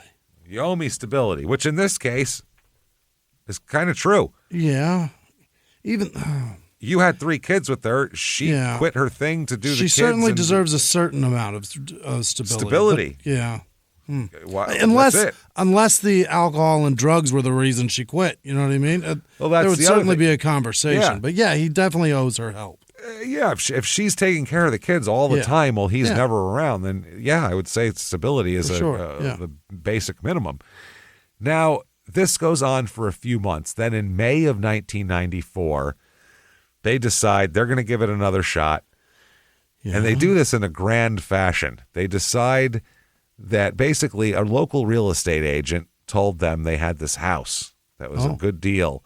And it was a big, beautiful 6-bedroom Tudor-style huge house. Wow. At 7517 Canterbury Court in Prairie Village, Kansas. It's nice. Sounds so nice. It's just a beautiful neighborhood. It's excellent. It's got a big backyard for Tim to practice his soccer. Yeah. There's a studio that's perfect for ballet, for a ballet studio in there for the kid. For Kate, it's a lot, man. So Michael said, you know what? Let's try this, because that was the other thing they said. Our house was kind of small and it was cluttered and it caused a lot of there's a lot of tension. And maybe if we get into a big house where we're all a little more spread out and everyone will give it another shot. So they decide to do it. Now it's a big fucking nut. This house, way expensive, real expensive, a lot of debt. So as the day comes up, Michael starts getting cold feet about the house, and he said later on, I backed down. He said, fearing that if we moved in together again, it would just get worse, basically. So the deal ends up collapsing, and they don't make the deal. They pull out of the deal for this house.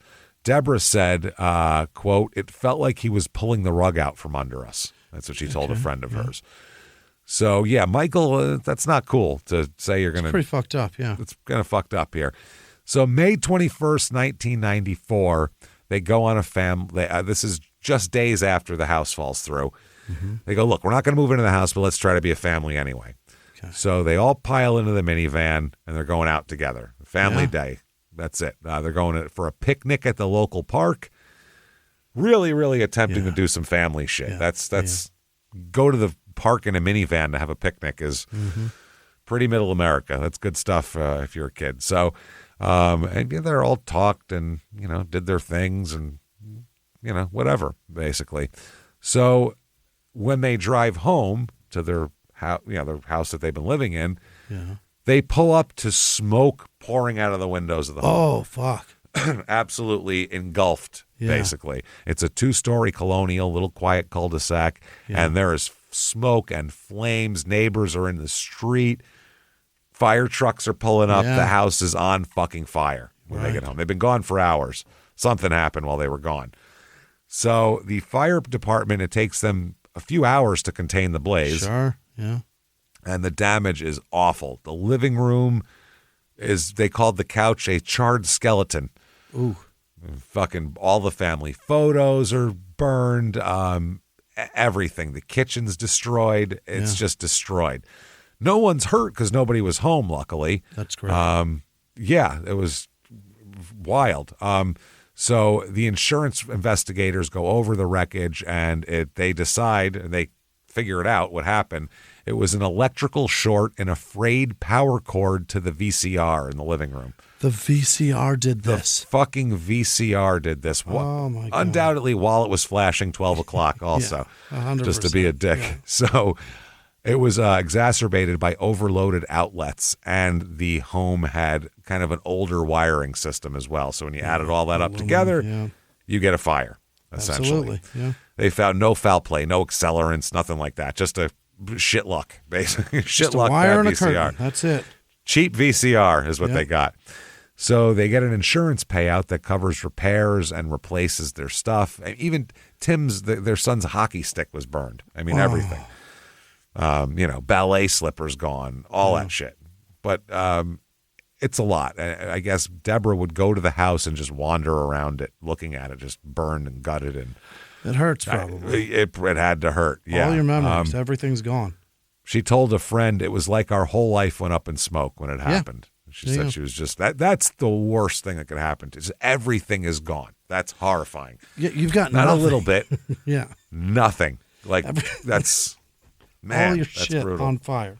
It's not even like in a flood, like you might find something and like dry it out and it might be okay. Yeah. Something maybe. Or in a something, fire, it's just gone. Generally, a hockey stick will float in the house. This gone. You can just still all keep gone. that, but if it's all burned, it's all gone. No shit. So Deborah and the kids move into Michael's apartment because they have nowhere else to go. Oh, Luckily, that's gonna be comfortable. Michael's got a 2-bedroom apartment. Yeah. That, like a single guy's 2-bedroom apartment. It's Yeah. got a couch and, he's got an like apartment that's not big enough. some hot pockets in the freezer. Like that's pretty much what he's got going on over here.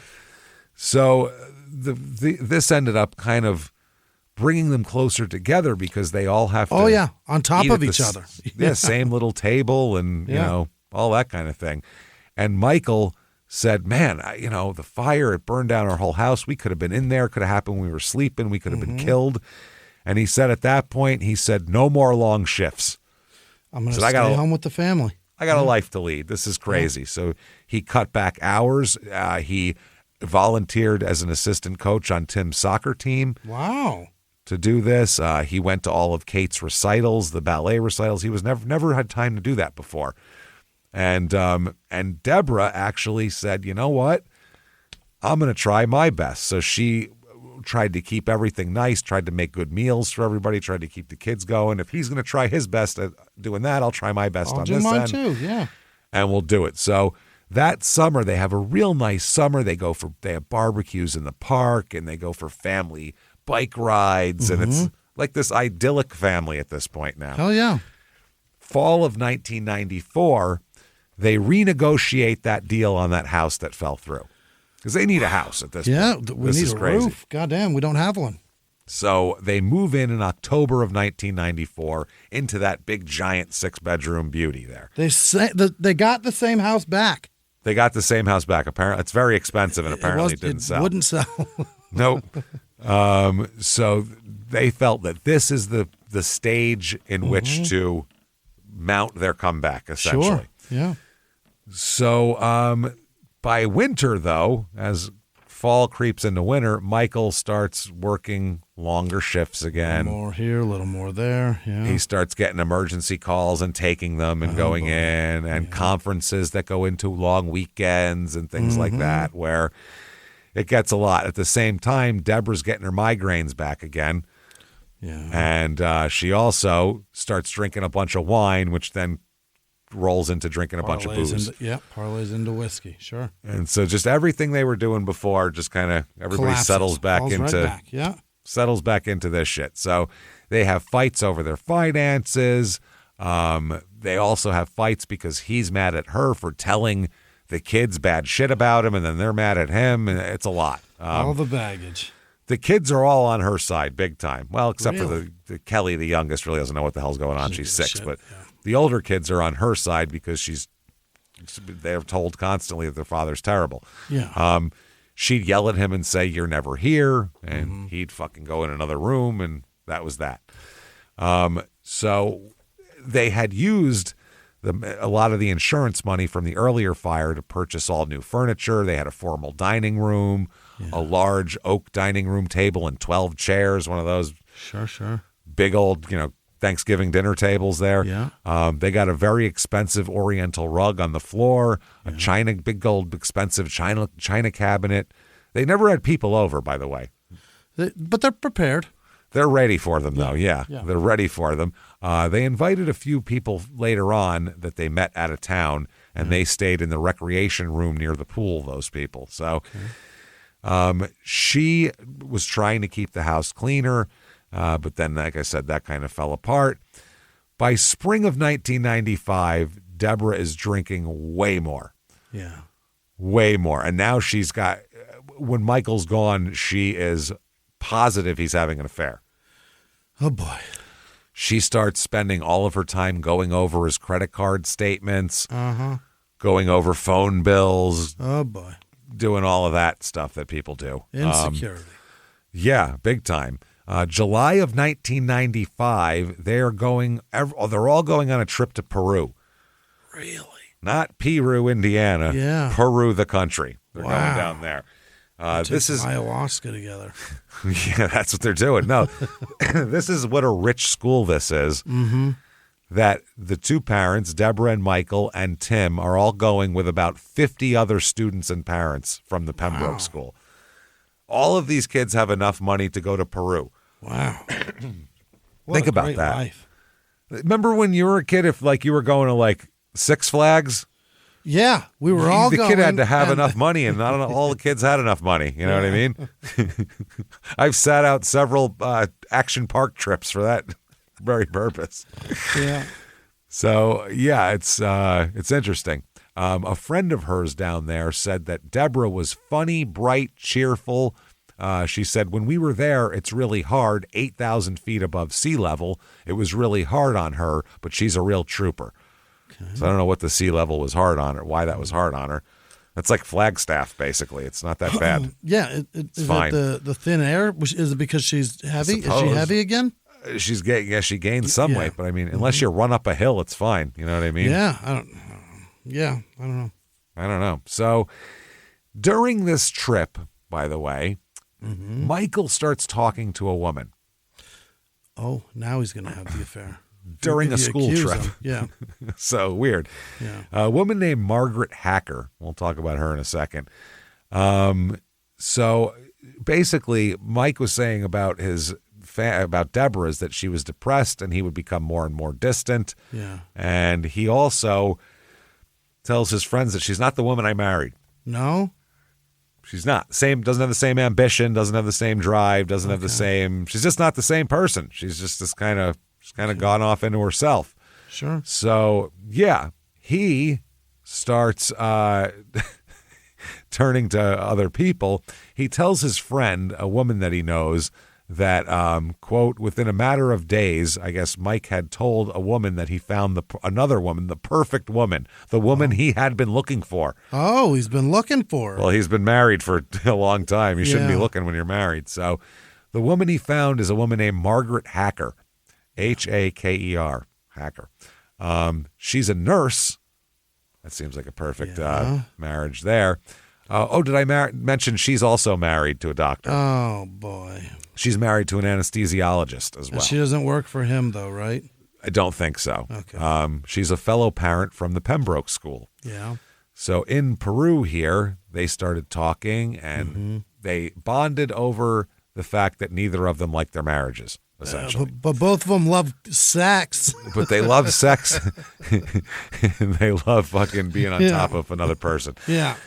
So this started out as just these, conversations, and then it evolved into them sneaking off to the side to kiss every now and then during the trip. That's fun. Then, by the time they come home from Peru, they're going to hotels and banging. Oh, boy. So, this is interesting. He told a friend of his that she listened without judgment, and that's something my wife wouldn't do. Yeah. Like, she's mad at you all the time. And she's got no interest in fucking you, whereas this woman does. So, yeah. That helps, too. Yeah. But still, that's kind of part of it. You got to figure that out. So, Deborah is very suspicious. She calls her girlfriends up late at night, shit-faced drunk, to complain about Michael. She'd yell. She'd say, he's destroying us. He's destroying us. Yeah. He would talk about how, the other school moms are whispering. I know they're whispering behind my back. She said, I found an earring in the car I didn't recognize. Physical evidence. That's not good, my friend. Jesus. What are you doing that for? What are you doing? Then the last week of July 95, he tells her, I'd like a divorce again. Which at least that's only been a month. That's not bad. She freaked out and told the children that their father was leaving them. Damn it. Your father's leaving you, she said. She was very upset also, and this is something she mentioned more than once to several people. A broken home could disqualify the girls from debutante events. Oh, not that.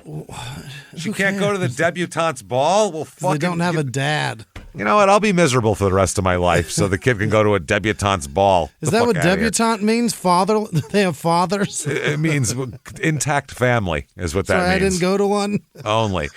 And events such as the Bells of the American Royal.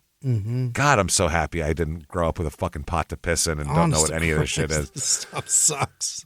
God damn it. So Deborah's all pissed off, man. She's upset. Her behavior at this point becomes unpredictable. Erratic? Yeah. Unpredictable and erratic. Okay. She drank all the time. She wasn't watching the kids very well anymore. Really? She would just threaten people. She'd say she's going to hurt herself. She would just act all sorts of wacky at this point. Oh, boy. Now, Michael initially declined to move out of the house. So this is all going on while he's at the house while she knows he wants a divorce. I want a divorce and I'm not leaving. Yeah. Well, no. He said that she was never a heavy drinker. So all of a sudden, her drinking large amounts of alcohol, he said, you can't supervise the kids. Incapable. It's not even like you're a functional alcoholic. Yeah. This is new to you. Yeah, I'd divorce you and leave if I could, but my kids are fucked if I do. They're going to be drowning in vodka if I leave. She's like a kid who never drank and then starts going to frat parties every night. And you're like, you don't know how to do this. Why are you standing upside down on the keg? Stop it. Why are you sucking dick in a pond? What's happening right now? How'd you get in there and why? Hey, everybody, just going to take a quick break from the show to tell you about our safest sponsor, Simply Safe. SimplySafe.com. SIMPLI Safe.com. That's right. We want to talk to you about your home security for just a minute here.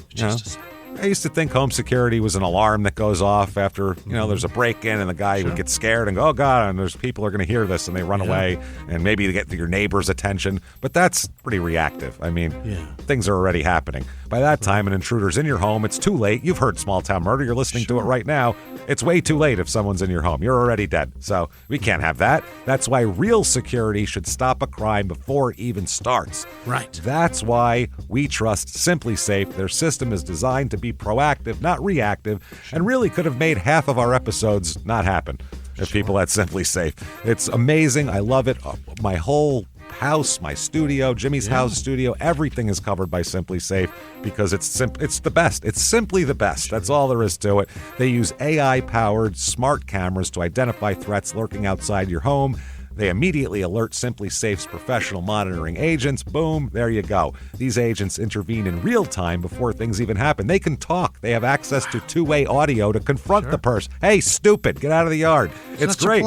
It's amazing. Trigger sirens, spotlights to scare them. They request rapid police dispatch when needed, all helping to stop this intruder while they're still outside your house. That's security. So join the more than 4 million Americans who trust Simply Safe with their home security every day, including Jimmy and myself here. And with a 60-day money-back guarantee and no long-term contracts, Simply Safe earns your business by keeping you safe and satisfied every single day. Visit simplysafe.com/small to claim 50% off a new system. That's Simply Safe, SIMPLI safe.com/small. There's no safe like Simply Safe. Now back to the show. It's just strange.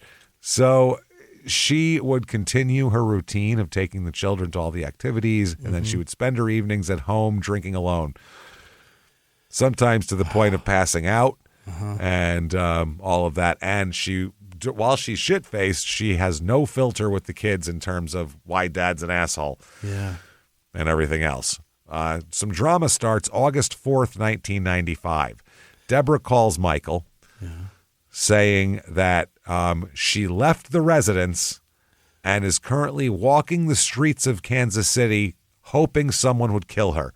That's what she's doing right now. Okay. Hey, I'm just walking around the streets hoping someone will kill me. Okay, see you later. Bye. Okay. So the next day, that didn't bring him home right away. No. He waited till the next day to come home. All right, have fun. It's all right. Yeah, you'll be all right. The next day he came League home. Museum's down there. Go in, check it out. Yeah. Well, he couldn't find her in Kansas City. So the next day he came home and found her hiding under a bed in the basement. Okay. And he said, why the fuck did you do all this? Yeah. And she said, to make you worry. Yeah. Oh, boy. That's not manipulative or weird or anything. Bizarre, that's for sure. Yeah. August 7th, 1995, Michael starts getting sick.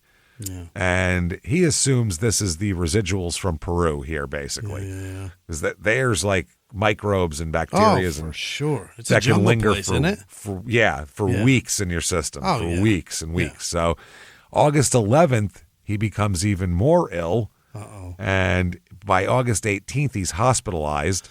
What? With a condition the physician feels is life-threatening. Oh. Now, they just say you have a tropical disease of some kind. Yeah. He was hospitalized with severe dehydration and high fever. He developed sepsis while in the hospital. Oh, shit. Yes, the Dead serious. doctor identified Streptococcus viridans, which had probably leaked through the damaged digestive tissue as a result of his extreme diarrhea. Diarrhea gave him strep. He has diarrhea to the point that it's like dissolving his insides. Yeah. And things are leaking into other things. And they said they couldn't pinpoint the source of the sepsis or the root cause of the illness itself. But he recovers and he's released from the hospital on August 25th. Phew. So he comes home. He's close. He's home for a few hours and then he's sick again. Mm-hmm. So they bring him back. He's hospitalized again. And they go, yeah, I don't know if it's the stress of being at home, you can't handle it, or we had you eating like rice and now you're eating normal food too. You can't really do that. He got home and had spaghetti. Right.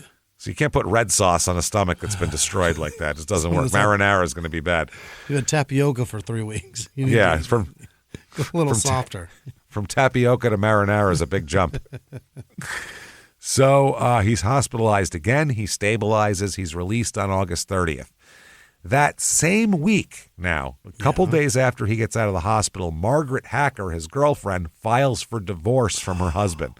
Oh, boy. Okay, that's on right at that time. September 4th now, the same week, Michael's sick again. Yeah. Back in the hospital where he stays until September 11th. So a week in the hospital is a lot. And they're trying to figure this out. They base their conclusions on the fact that he was in Peru. They narrowed down the possible causes of his gastrointestinal issues to typhoid fever, tropical sprue, What? or the most, and this is true, the craziest gluten sensitivity that's ever happened. Gluten sensitive enteropathy. You're either incredibly gluten intolerant or the craziest typhoon. What was it called? Typhoid fever. Typhoid fever. What was the other one? Sprue? Tropical sprue. You got the SPRUE. sprue, man. Either got the typhoid or the sprue. We can't decide yet. Or you eat too much bread. We're not sure. Or it's the noodles, man. It could be any one. What kind are you eating? You're not eating those shit Ronzoni, are you? I either got typhoid. Not those American beauties, are you? Typhoid fever. I got Thai food fever, everybody. That's what's happening. I got a typhoon in my belly, or I can't have pizza crust anymore. Or somebody sprued me up the ass pretty good. So they said they don't know why you're getting sick immediately. They thought probably the stress of your dissolving marriage, coupled with the fact that you're going to normal food when you go home. You can't do that. You guys keep doing that shit. And you're having an affair, and a woman just got divorced, so that made it super real. Filed for divorce, yeah. Now, this is September 4th. Margaret Hacker, she comes, his girlfriend, and says, I think your wife's trying to poison you. Oh. And he's like, calm down. I was in fucking Peru. Like, relax. It's the pizza I get it, crust. But, yeah. It's Peruvian I get it, pizza but crust. I think I have typhoid sprue at this point. I'm not sure. So maybe there's that. September 5th, the day after he goes into the hospital, Margaret's husband dies. What? Margaret's husband is found dead in the garage of an empty house that they had rented. Whoa. Yeah. How weird is that? Did he have typhoon fever? No, they suspect a suicide. They suspect a suicide. So couldn't take it. Deborah's still acting weird. Michael is released from the hospital on September 11th, and he remained home because he was upset that she couldn't care for the children. Yeah. September 25th, 1995, Michael calls the cops. All right. To intervene in an argument they're having. He said that Deborah was acting bizarre, and that's how this all started. So he had searched the house for his belongings, and in her purse he discovered seed packets labeled as castor beans. What are castor beans? We'll talk all about castor beans, but they're poison, basically. Oh. They have like some industrial uses to make some oils and some stuff like that. We'll talk about castor oil. I don't know if that's beats the shit out of me. Probably, I don't know, but yeah. I would assume so. Yeah. But it's not something you'd mix into like a chili. Yeah, it's not. It's a 3-bean. It's a kidney, it's a fava, and the castor. I think I used in the other. We get rid of the cannellinis when we chop in the castors. You know, or so there's also a copy of a supposedly anonymous letter that had been sent to Michael urging him not to divorce him. So he got an anonymous letter to him, and he found a copy of it in his wife's purse. She wrote the anonymous letter. I bet. You shouldn't divorce your wife. He also found empty bottles or empty vials of potassium chloride, which is poison. Yeah. Is what that is. There is no other use for that, I don't think, but poison. So he took all 3 items out of her purse and hid them because he figured she's going to try to kill herself. That's what's going on here. Oh, he doesn't connect that to his fucked up typhoon in his belly? No, because he went to the doctor and they told him it's typhoid fever because you've been in Peru for a month. So why would he think it was her poisoning him? All right, maybe, yeah. Well, yeah, when a doctor tells you it's this. Doctor tells you that? Yeah, I suppose. Because she's acting very depressed, so okay. I mean, she's acting suicidal, so this all makes sense and all lines up. And the fact that they think that his girlfriend's husband just killed himself makes him extra wondering, extra sensitive. Oh, he's got to feel like a piece of shit. Everybody around him is killing themselves because he is horny he needs as fuck. pussy. Yeah. Real bad. Now, he said, listen, I know what you're going to do here with these fucking seeds. She said, I was going to plant them. Oh. And he said, you're not going to plant castor seeds. Why would you do that? And she said, okay, fine. I was going to kill myself. You got me. Yeah. I was going to commit suicide. And this day, too, her drinking was especially heavy. And that's when her behavior got more crazy. And that's when he contacted the police and asked them to take her for some psychological care. Right. She's some psychiatric care. She's going to kill herself and she's shit-faced drunk. She's in a bad spot right now. Yeah. The police who responded described Michael and the children as, quote, shaken, and Deborah's behavior as bizarre in the police report. Though she didn't seem to, it's weird. She didn't freak out when the cops got there, though. She knew to be chill for that. Yeah. She denied being suicidal. Oh. And instead said, my husband's just a fucking piece of shit. And then went on with a string of obscenities about Michael. Michael showed the cops the seed packets and the other items that he found in her purse. Mm-hmm. So the police transport her to an emergency room where a doctor said that she smelled strongly of alcohol but was not visibly drunk. They said she appeared unkempt, but he also felt her demeanor wasn't unusual for someone going through a divorce, especially a bitter one, and noted that Green said she had no desire to hurt herself or others to the doctor. All right. Now, Michael came into the hospital while this is going on, and her whole demeanor changed. According to the doctor, this is a woman who said, no, I'm very calm. I'm not going to hurt anyone or myself. This is all blown out of proportion. Soon as Michael got there, the doctor said Deborah spat at him. Oh. Spat at him and called him a fucking string of obscenities and names and said, you're going to get these kids over our dead bodies. Oh, my. Not my dead body. Yeah, ours. Our dead bodies, all of us. Murder-suicide shit. Wow. So with some persuasion from the doctor, she initially agrees to a voluntary commitment. Listen, let's just put you somewhere for a couple of days and you can talk about You just said someone. our dead bodies, man. That's a lot. So she said okay, and she's sitting around the hospital, and then she just walks out of the ER without telling anybody and leaves. Oh, Jesus. That's it. She was found hours later because she was walking home from the hospital, and they brought her back to the hospital. Oh, boy.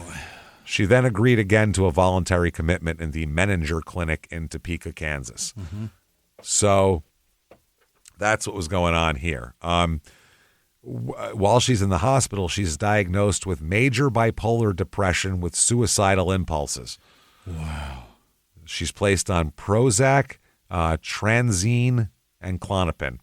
Okay. Those are pretty. Klonopin's an antipsychotic. That's heavy. That's a heavy one too. Yeah, that'll put you down. Yeah. She returned home after 4 days in the hospital. Mm-hmm. Now, Michael, who while she was in the hospital had been researching castor beans, really, came to the conclusion that She fucking made ricin and poisoned me. That's what happened. She made rice. She's a chemical engineer. She's a chemical engineer. He said she fucking made. My God. She made literal terrorist warfare Ricin. materials to murder me, like I'm a Japanese subway. This is fucking crazy. So as soon as she gets out of the hospital, whether it's true or not, he doesn't trust her. So as soon as she gets out of the hospital, he leaves. Yeah. He moves out again. So. Jesus Christ. By the way, I love this. When Michael came into the hospital, after she spat at him, she called him a fuckhole, which is amazing. What year was that? She invented that one, maybe. 95. It's pretty early for that one. Yeah, as a teenager, I never heard the word fuckhole, especially in reference to a person, not As a an insult. body part. Yeah. You fuckhole. I could see one of my friends being an idiot and being like, I stuck it in a fuckhole or some dumb shit like that. But I never heard anyone go, you fuckhole. That's early usage of fuckhole. Good for her. That's pretty good. Good for her. So that's what she had said to him specifically here. Now, October 5th, 1995 he's moving out like fucking Billy Joel here, moving out. Yeah. He moved into another apartment nearby. Over the next few days, Deborah continues to act very strangely. Yeah. Drinking heavily, all of this type of shit. But she says she wants to get back together. She keeps saying that. Oh, boy. She then kind of puts everything aside, all her drinking and her craziness for a minute, and really doubles down on her mothering efforts. Really? Taking the kids to soccer practice, ballet games, hockey practices, trying to keep it all together, like the same as before. Yeah. This is her thing that she does. She's still sequel. doing her medical shit and everything like that. October 23rd, 1995. Okay. Michael had taken the day off from work. It was supposed to be a week-long vacation to recover some strength after restarting his job post-hospital because he was sick and he got out of the... So, yeah. He spends the afternoon with his girlfriend, Margaret, maybe picking out a coffin for her dead husband, and then picked up Tim and Kelly for Tim's hockey game. Yeah. So Without Kim Margaret, and right? the youngest daughter. Yeah. I don't think so. Boy. I think they're all going. I guess Tim plays well and his team wins. They talk about the game. They talk about school. They do all that shit. He drops them off at the home with the mom at 8:45 p.m. At 9 p.m., they eat dinner. Deborah and the kids eat Kentucky Fried Chicken at 9 o'clock. Okay. All right. Now, 10th, which is so funny because you were just talking about eating Wingstop at 9 o'clock after your daughter's game. Oh, so it's so bad. It's impossible to eat healthy if your kids play sports. You're eating shit at 9 o'clock. It's just happening. Yeah, you're eating deep fried shit. Everything that you're time. putting in your face was cooked with grease. Absolutely. This is a conversation before we started recording that we There had was 10 no minutes of grill in that conversation place. about. I was shocked. No. I was like, what do you make here? Oh, everything in there. Fry it and microwave it. That's all we do. Boy. Those are your options. So at 10:35, someone pages Michael from the house, like on a beeper for young people who don't know that. Those little thing you'd wear on your waist and go beep, beep, beep, and then it'd say what number it was and you called it back. And you have to go find something to call it. Yeah. Some primitive shit. So at 11 p.m., there's a second page to Michael. Okay. They talk for a while here and discuss lawyers I'm picking this lawyer, I'm picking that lawyer. Yeah. They're kind of having a reasonable discussion about divorce at this point. 11:30 p.m., she calls him back again, and they have a fight at this point. They have a big fight. Mike threatens a custody battle. Well, if you're going to be a dick, then I'll fucking take the kids, and, we can do all this shit. I don't trust you with the kids, and blah, blah, blah. By 11:40, he's telling her that I know about the poisoning, Deborah. I know you tried to fucking poison me. Oh. So she said, no, I didn't. This is crazy. Bullshit. He said, I know you're drinking heavily while you're watching the fucking kids, and I know you tried to poison me, and I might even call social services to protect the kids if you don't get your shit together, basically. He said that he was so angry. He said, I told her I thought she was crazy. I told her I thought she needed continued psychiatric care. I told her I knew she was poisoning me, and I told her I was going to try to take the kids away from her. That's what he tells Margaret that he said. So Then he went to Margaret's house, hung out with her for a minute. Mm-hmm. Then he drove back to his apartment, and all of that. So that's what happened. That's where the phone call takes place, from his apartment. Mm-hmm. October 24th, 1995, 12:21 a.m. So less than an hour after this phone call, where he says, "You're a fucking waste," and blah, blah, blah, blah, blah. Police dispatch receives a hang-up 911 call from Deborah's house. Oh. A little bit of heavy breathing and a hang-up. Okay. So the police are dispatched, and by 12:27, there are police and fire units all over the street because the house is completely engulfed in flames. Oh, the house is on fire. Their new big giant house is on fire. The same VCR. Why would you do that? Fucking get a new one, you cheap bastards. So they pull up. There's a woman standing outside, Deborah, in a pink nightgown, while her 10-year-old daughter, Kate, middle child, is clinging to her side, and she's just watching the house burn. Kate, the 10-year-old, begs the firefighters, "Please save my brother and sister. They're still in the house." They're still in the house. But it's fucking ridiculous. They never get the two kids out of the house. Oh, no. The two kids are trapped in the house. 13-year-old Tim and 6-year-old Kelly are trapped in there. They never make it out of this fucking house. Wow. So, yeah, at the scene, a Corporal Steve Hunt was approached by the 10-year-old Kate, who said, "Please save my brother and sister." Deborah's neighbors are all gathering on yards, immediately saying she set her fucking house on fire. That's her. She's nuts. I know she did it. The whole neighborhood is saying that. They said Deborah was casual and very nonchalant.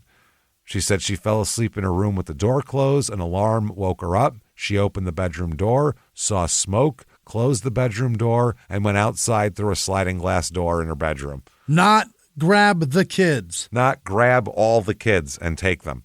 Holy shit, that's a bad answer. She never asked anything about the other two kids that are still in the house. She just said, "Yeah, that's what happened."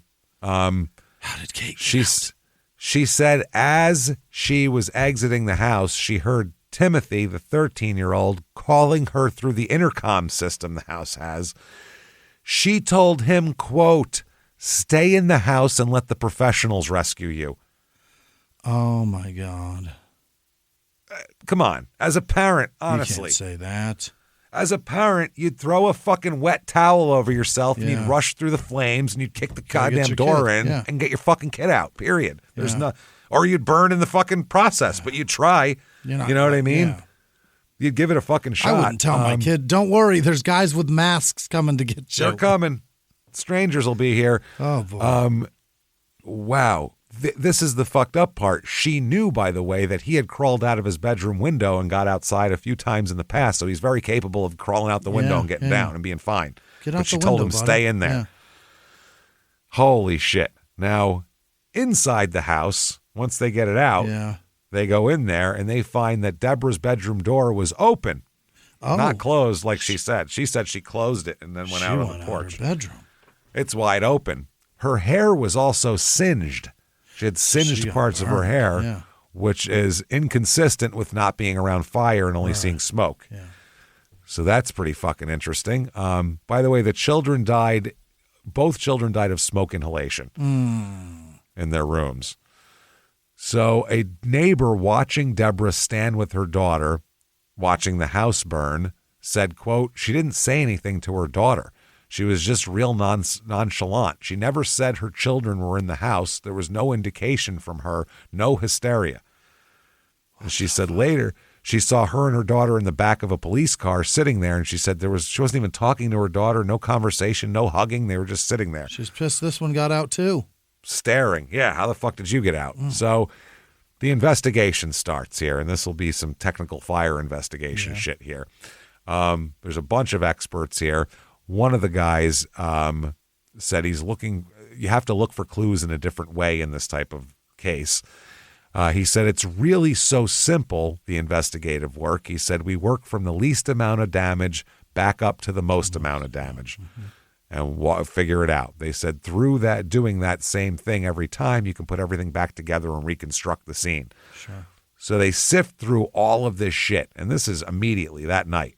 And They said usually they begin by walking around the structure to assess the damage to see which areas are mostly affected. Then they move through the inside where, they do the same thing. Mm-hmm. So they all look at the burn patterns, telltale black V's that they see. That's what they see. They say a layperson could see that and not understand it.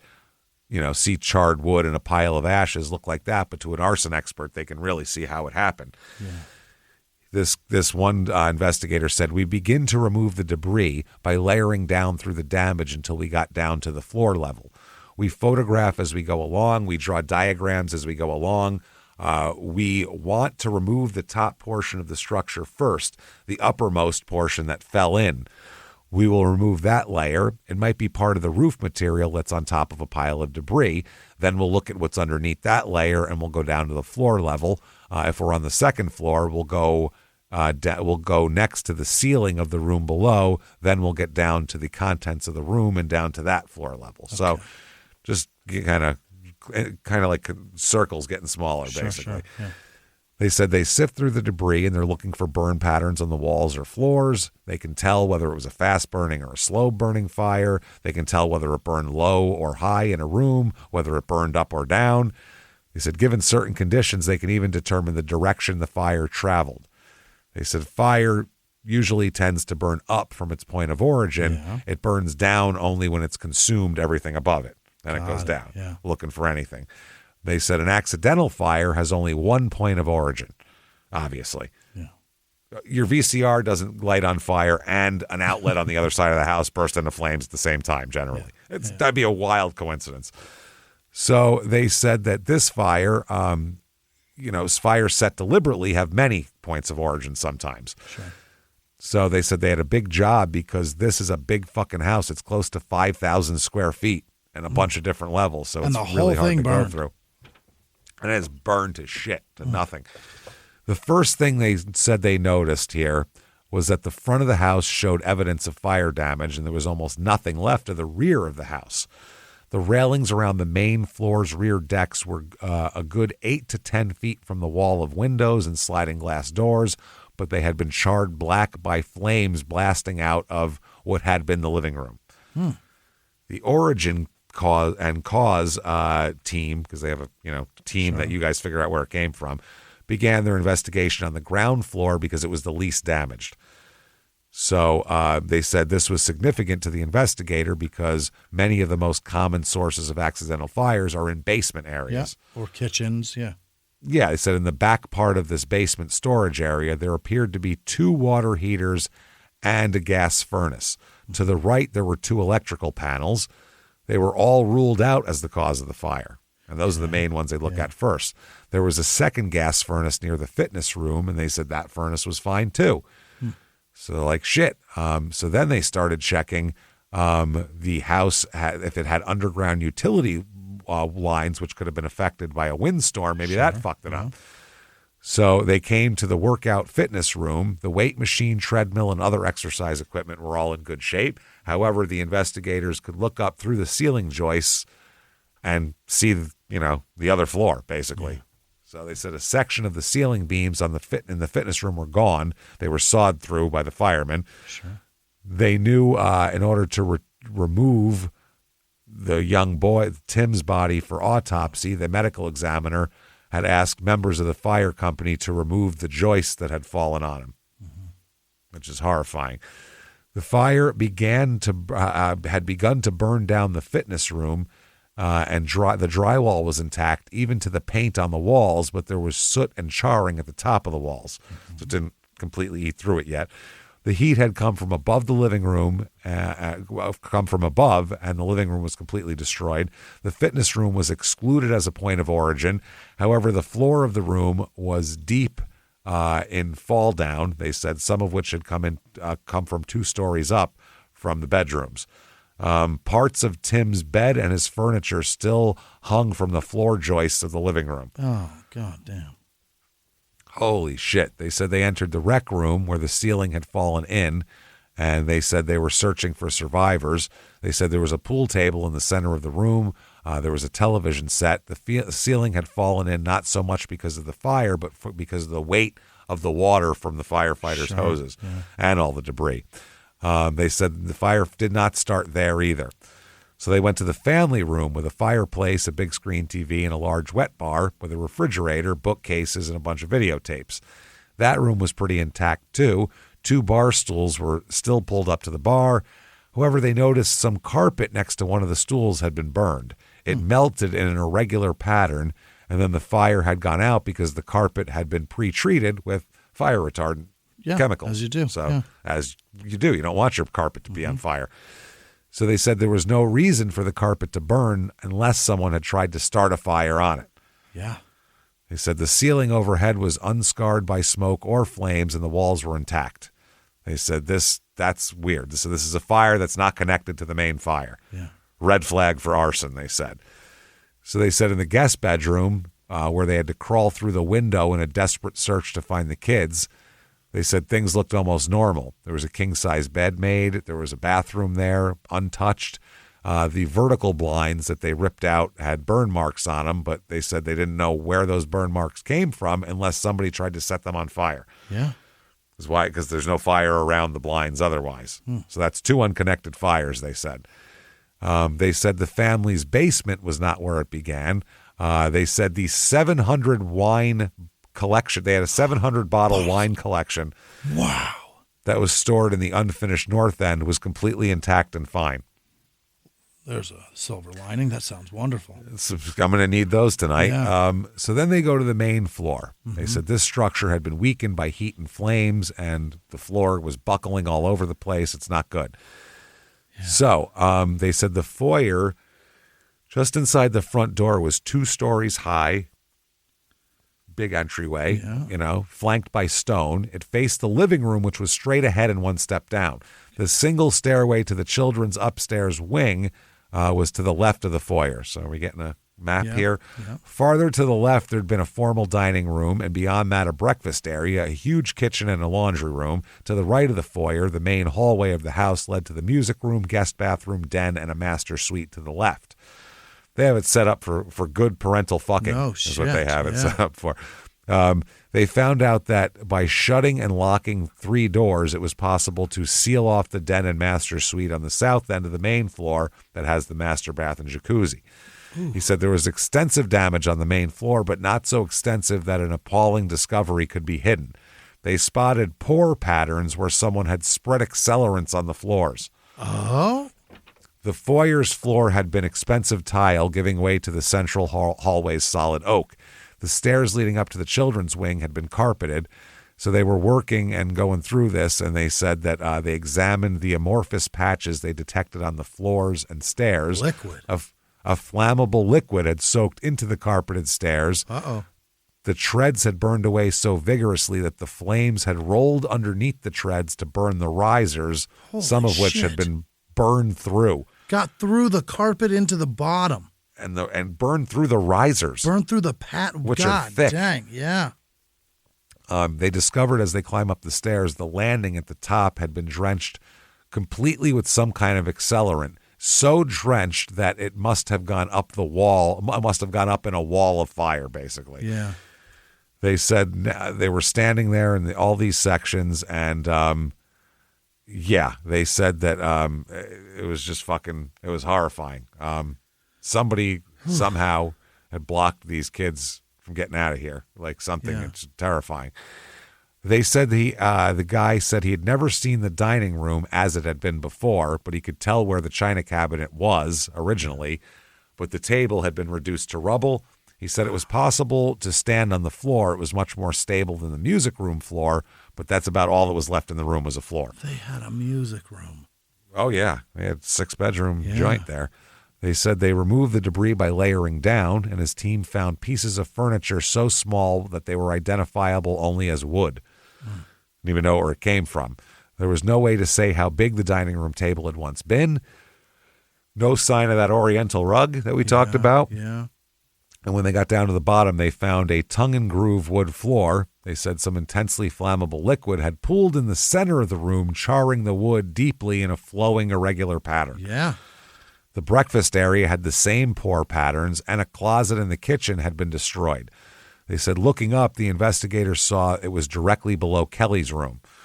One by one, they climbed up on a ladder, which was the only way to reach Kelly's room now. Yeah.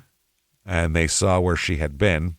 They said there was a quote, this is from Ann Rule's book, there was a pale, child-sized outline on the smoke-stained bedclothes. Oh, damn it. Ugh. In all likelihood, Kelly had gone to sleep and never woken up. Didn't wake up through the fire. Wow. Never woke up. Never at all. They said she had, and it doesn't matter because she had no way to escape. Yeah. So They needed it's a better ladder that she to get up she there. slept God through it damn. probably. Yeah, they said it was better that she slept through it. At least she wasn't terrified in her last moments. Yeah. In the living room with the with its window walls and sliding glass doors overlooking the back deck and the pool had no floor at all. And every room leading back toward the master bedroom showed signs of isolated charring or low, uneven burning where flammable liquid had been poured. So they have a dog, too, a sniffer dog that looks for accelerants. And they found on the floor, they said just red flag after red flag as they go down the hallway. Oh, boy. The dog's just alerting like mad of just sitting poor his shit. ass down all day. All fucking day. A couch against one wall was burned, but it was recognizable, while an oak roll-top desk had burned so completely that it had collapsed onto itself.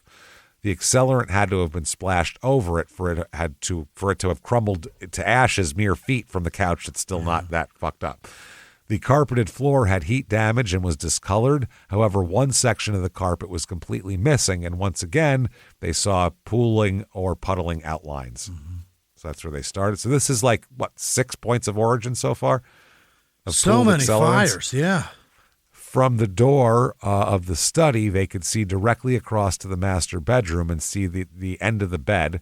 They said fall down, covered in the bottom of the door, holding it firmly in position it had been during the fire, open. So the door was open. That's when they found out. They said the origin and cause there they found was clearly arson.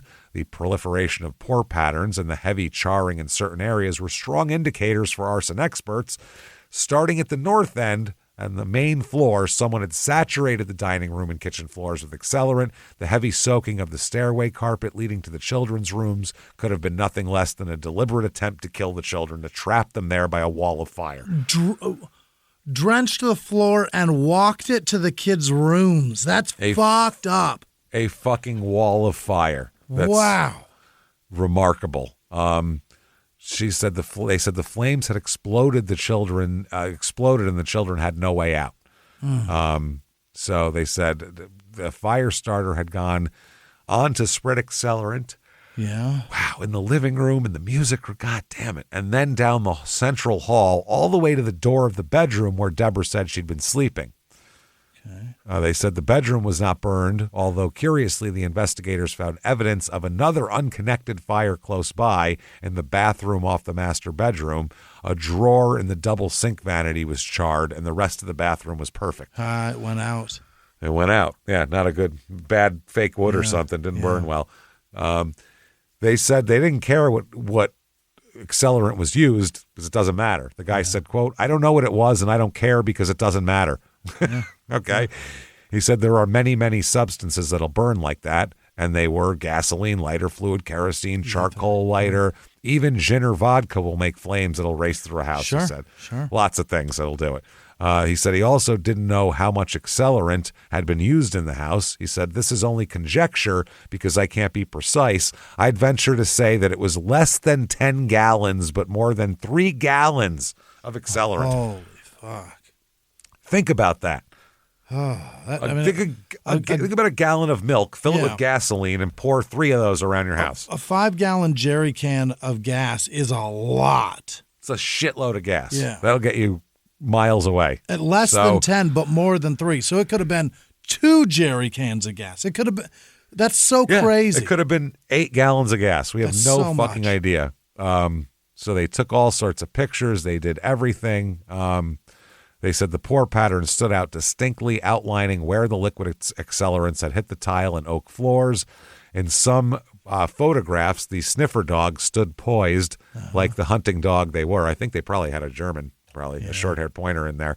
They're good for doing this shit. Whenever there's anything they need to find and they don't need the dog to like bite the person when they find them, they use pointers. Because Oscar's not biting anybody. They're too fucking friendly to bite people, so you can't do that. You'd be like, chase him. They'd be like, no, he's fine. He's good. Maybe he'll take me around the woods. Yeah, I'll go find him. I doubt he even wants to bite. He got a turkey, but like didn't even want to hurt it? Well, no, that's not. That's what they do. Is they just grab them. They don't kill them themselves. Yeah. So he got a turkey in the woods. He just grabbed it by the back of the neck and looked at us like, "Huh? I got it." And we said, "No, let go." Which is we tell him that with any toys or anything. So I said, "Drop it," and he just opened his mouth like, "Okay," and then the turkey ran away. He was like, "Dude, what the fuck?" He's done that with a turkey for you, man. Damn it! You dinner. He's gotten a couple turkeys and geese too. He likes to go after in the water because he likes traipsing around in the creek a lot. Mm-hmm. So now. Wow, this is fucking horrifying. So 2 of the pictures that the photographer took of the fire were pretty crazy here. Detective Gary Baker found that the latter, meaning the later picture here. One showed 2 books intact but singed around the edges. That's a iconic photo. And then one he found on the living room floor of the wet bar in the basement recreation room. The words of the title were emblazoned on a red cover. He had been summoned by the firefighters to see the bodies of the 2 children when he saw the book. He said, "It gave me a chill." We'll talk about what book it is in a second here. They also don't know? Worry. You probably won't know it. No, okay. It's a book, so I doubt it. I only know a couple. If it was made into a movie, then yes. And this is a novel, so I don't know it either. Okay. The arson investigation confirmed what police and firefighters had suspected. It's a goddamn arson and an intentional murder as well. Yeah. Murder and 2 double homicide. So, the cops put together a task force and all this type of shit, multiple jurisdictions. This is a big, 2 kids are dead. This is a big fucking deal. Yeah. Big fucking deal. When the Prairie Village police requested help in this case, the Metro Squad board placed calls to police departments in Kansas and Missouri asking for trained officers who were available. 21 investigators responded. Wow. So they work beside all these people. They put up a tips hotline so anybody could give information. It's a lot. There's rumors pouring in from the hotlines and everything else. They said usually, the Metro Squad that was activated for a set number of days, but if leads keep coming in, then they keep asking for extensions to keep these people from their departments. And this turned into like a military operation because there's so many people involved. Sure. You got the chief of the Prairie Village Police Department, got a couple other guys, a few experts, including Gary Baker, Greg Burnetta, and Rod Smith, the ex-wide receiver for the Denver Broncos, obviously. The guy's amazing, He came in to work on this. Oh, he was great. It's a good walk-on. He was phenomenal, man. Oh, he was great. Was he 81, I think? He was a great player. Is it 81 or is it 80? I don't know. I can't remember. 80. There you go. So, the burn patterns are a lot here. They released to the newspaper, arson not ruled out in fatal fire. That's the next day that comes out. Not ruled out. They said, we haven't determined this is arson, which is interesting. So they said there's all the red flags of arson. They said the home was burned very, very heavily on 2 levels. The heavy burn patterns were on the main floor and the second floor as well. The children's bedrooms were all upstairs, and there were heavily burned areas found there.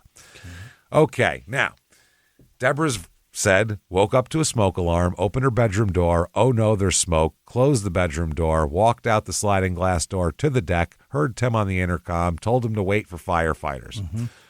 Now, evidence says her door was open during the fire. Burn patterns proved that it went right through an open door and didn't burn the door off. So guess what? Her hair was singed, meaning she was somewhere near an initial burst of flames at some point. Then a neighbor noticed her hair was wet when she came to the door to tell them to call 911. She had wet hair. Okay. Like she was sweaty or? No, like she was splashing water on it because it got caught on fire. Wow. And they said Deborah knew that Tim had escaped out of his bedroom window multiple times before. It was like a fun thing he liked to do to get downstairs. He would go out of the window and do all that. But she told him to stay in the room. So they collect hair samples from Deborah and from Mike because, like, oh, you're in the middle of a divorce and you just argued with your husband at 11:30 and then your house burned down? That's crazy. That doesn't sound good at all. His hair's not a singe on it, nothing on it, doesn't even smell like smoke. Wasn't even there. Deborah's hair has significant singeing. Not good. Then they found the books. One of the books they found is called Necessary Lies. Jesus. I will give you a book synopsis here. This was in Deborah's bedroom, by the way. The synopsis, quote, North Carolina, 1960. Newlywed Jane Forrester, fresh out of university, is seeking what most other women have shunned, a career. But life as a social worker is far from what she expected. Out amongst the rural tobacco fields of Grace County, Jane encounters a world of extreme poverty that's far removed from the middle-class life she's grown up with. But worse is still to come. Working with the Hart family and their 15-year-old daughter, Ivy, it's not long before Jane uncovers a shocking secret, and it's thrust into a moral dilemma that puts her career on the line, threatens to dissolve her marriage, and ultimately determines the fate of Ivy and her family forever. Soon, Jane is forced to take drastic action, and before long, there's no turning back. This is a book about a woman fresh out of university, Jesus Christ, that basically several children are burned to death in an intentionally set house fire. That's what the book's about. As the woman snaps. Exactly. Wow. And this is a book that Deborah got from the public library.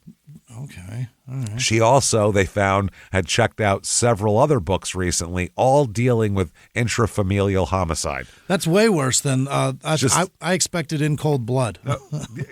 Yes. No. Just books about killing your own children, not other people's. Right. This is way worse. This is fucking crazy. So police talked to young Kate here, who's 10 years old, and this poor girl. I feel so. This investigation is like it's not, arson's not been ruled out on by now. Is like saying terrorism hasn't been ruled out on September 13th. On 9/11. Yeah. Don't know. Not sure. Terrorism not ruled out.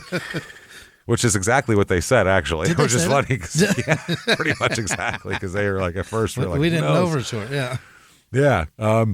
Now, this poor girl, I mean, how, if you're a cop, you'd want to talk to this girl, but how do you not want to help her and want to, how do you make her feel better, basically? Lots of hugs, chocolate chip cookies, pizza. I don't know. Remember how being the middle child sucked? Outside of that, what else do you say to this poor kid? Now you're the baby and the oldest. Oh, this poor child. That is horrifying, man. Isn't that the worst? Like, what else would you say? Yeah, I don't know how really you. Funny. No, but how do you comfort her? It's horrifying. Yeah. You just saw your house burn down with your family in it, and you begged and pleaded for them to save them. She said that on the night in question, she woke up to find the fire burning. Mm-hmm. She saw smoke seeping into her room and opened up her bedroom door and called her brother, then closed the door, and she's the one that placed the 911 hang-up call. The heavy breathing? It was Kate. Yeah, Whoa. I don't think she knew what to say or what to do. She probably got scared. She crawled out of her bedroom window to escape the fire. Atta girl. That was it. Got out of there. Yeah. She said that when she called to her mother after escaping onto the garage roof, she said that Deborah, her mom, had been terribly upset, as anyone would be while her house is burning, and called to Kate to jump off the garage into her arms. She said, but mom missed me when I jumped. She said, but I wasn't hurt. She moved? She's like, whoops, my bad. Dude. What the fuck? And a neighbor said she saw Deborah like take her arms back when she jumped and let her fall, basically. Wow. She acted like she was going to catch her and then didn't. But she wasn't hurt. Kate wasn't hurt. Yeah. She's a ballerina. She's agile. And you know what I mean? It's only a couple of stories, so that's long enough to hurt yourself, but 10, 15 feet, if you jump down to mom and you're going to you'll be all right as a kid. Yeah. Yeah, you'll be fine as a kid. Christ, we used to jump off walls and shit way higher than that all the time. I jumped off as a a roof. kid, you know how to fall as a kid. It is weird the first time you do it, though, because that is surprisingly far. It is. That 10 feet is a drop. And you realize if you don't hit and roll, your ankles hurt. Right. Or your knees, your body just like collapse and your knees smack you in the fucking face. That too. Yeah. So Kate was not hurt when fucking Michael showed up at that point too. He showed up and they said that Kate said that Michael had been accusatory toward Deborah while Deborah was crying and worried about the missing children. He was blaming her for it. Okay. According to Kate, Michael had moved out of the family home and spurned the mother's desire for an amicable separation. My dad's been a real problem. Yeah. She stressed that she loved and respected her mother and that of all the children, had good relationships with her, but that she was angry at her father for upsetting her mother by leaving. Wow. Kate acknowledged her mother had begun to drink a lot of alcohol, but she denied having ever seen matches in the house and expressed a surprise that Timothy had not escaped the same route she had, which was off the bedroom window because he used to do that all the time. Right. She couldn't believe it. I don't know. Yeah. And she's a goddamn hero and doesn't even know it. Oh, she's absolutely a fucking hero. Yeah. No doubt. So Deborah they bring in. Okay. Yeah. They said, I'll read this right from Ann Rule's book here.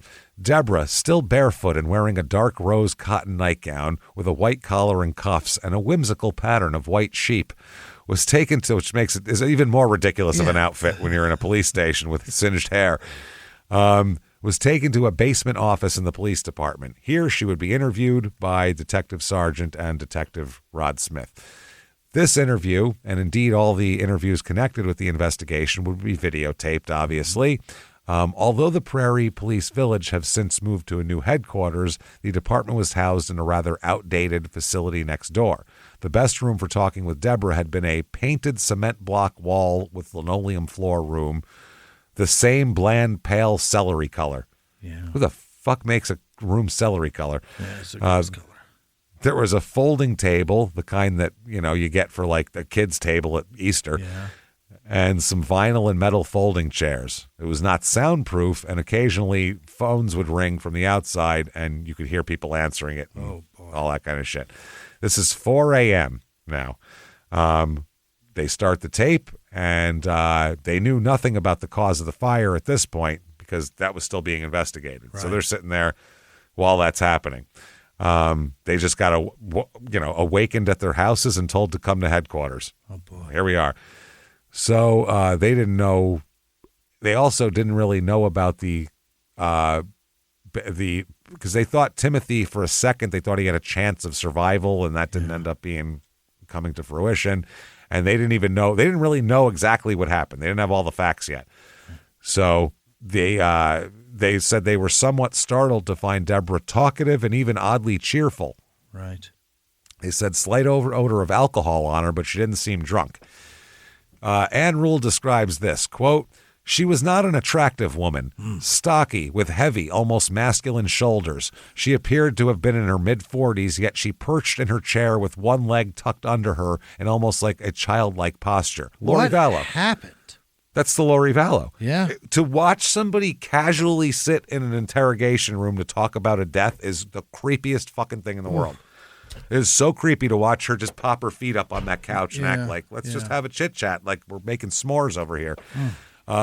She shifted her position frequently from time to time. She rubbed her feet and picked at her toes. That's an odd thing to do in a police interrogation. She was not crying, nor did she look as if she'd been crying. So they sat there and, they said, let's fucking do this shit. They said, we're going to talk about, is the house fire at your house? And Deborah interrupted him. Yeah. This is his introductory sentence. Yeah. What we're going to talk about is this. She said, which, by the way, is the fire out? What? The detective said, we haven't been there yet. We'd have no fucking idea if the fire's out. We came here to talk to you. Out? Weird thing to say. Yeah. They said, you're not under arrest. You're free to leave anytime you want. And she said, who are you guys? And they introduced themselves and explained their roles. And she nodded and said, I'm just curious. And then she laughed and said, I didn't know whether you were police or fire department. Oh, boy. Okay. Your kids are dead, stupid. We have questions. It doesn't matter who we are. Yeah, it doesn't matter. So they said her voice was very nasal, as if she had a cold, but her affect was that of a woman completely comfortable in her environment. She seemed anxious to talk. She gave long, convoluted answers to every question that they asked. Asked if she was under the influence of alcohol or any drugs, she said, no, I had a drink earlier tonight. 1, maybe 1.5, maybe 4. Maybe I might have 2. had 6, 7 of them. I'm not sure. She said, barely. I'm fuzzy on time tonight because I can't remember what time I went to bed, because I only had a drink and a half. Yeah. But I'd say between 9:30 and 10:30, which we know isn't true because she was talking on the phone at 11:30. I had about a drink and a half at dinner time. They were not strong to begin with. I drank about half of the second one, then just turned the light off and went to sleep. Later, she said she had gone to her room, the master bedroom on the south end of the main floor, where she read and perhaps dozed off.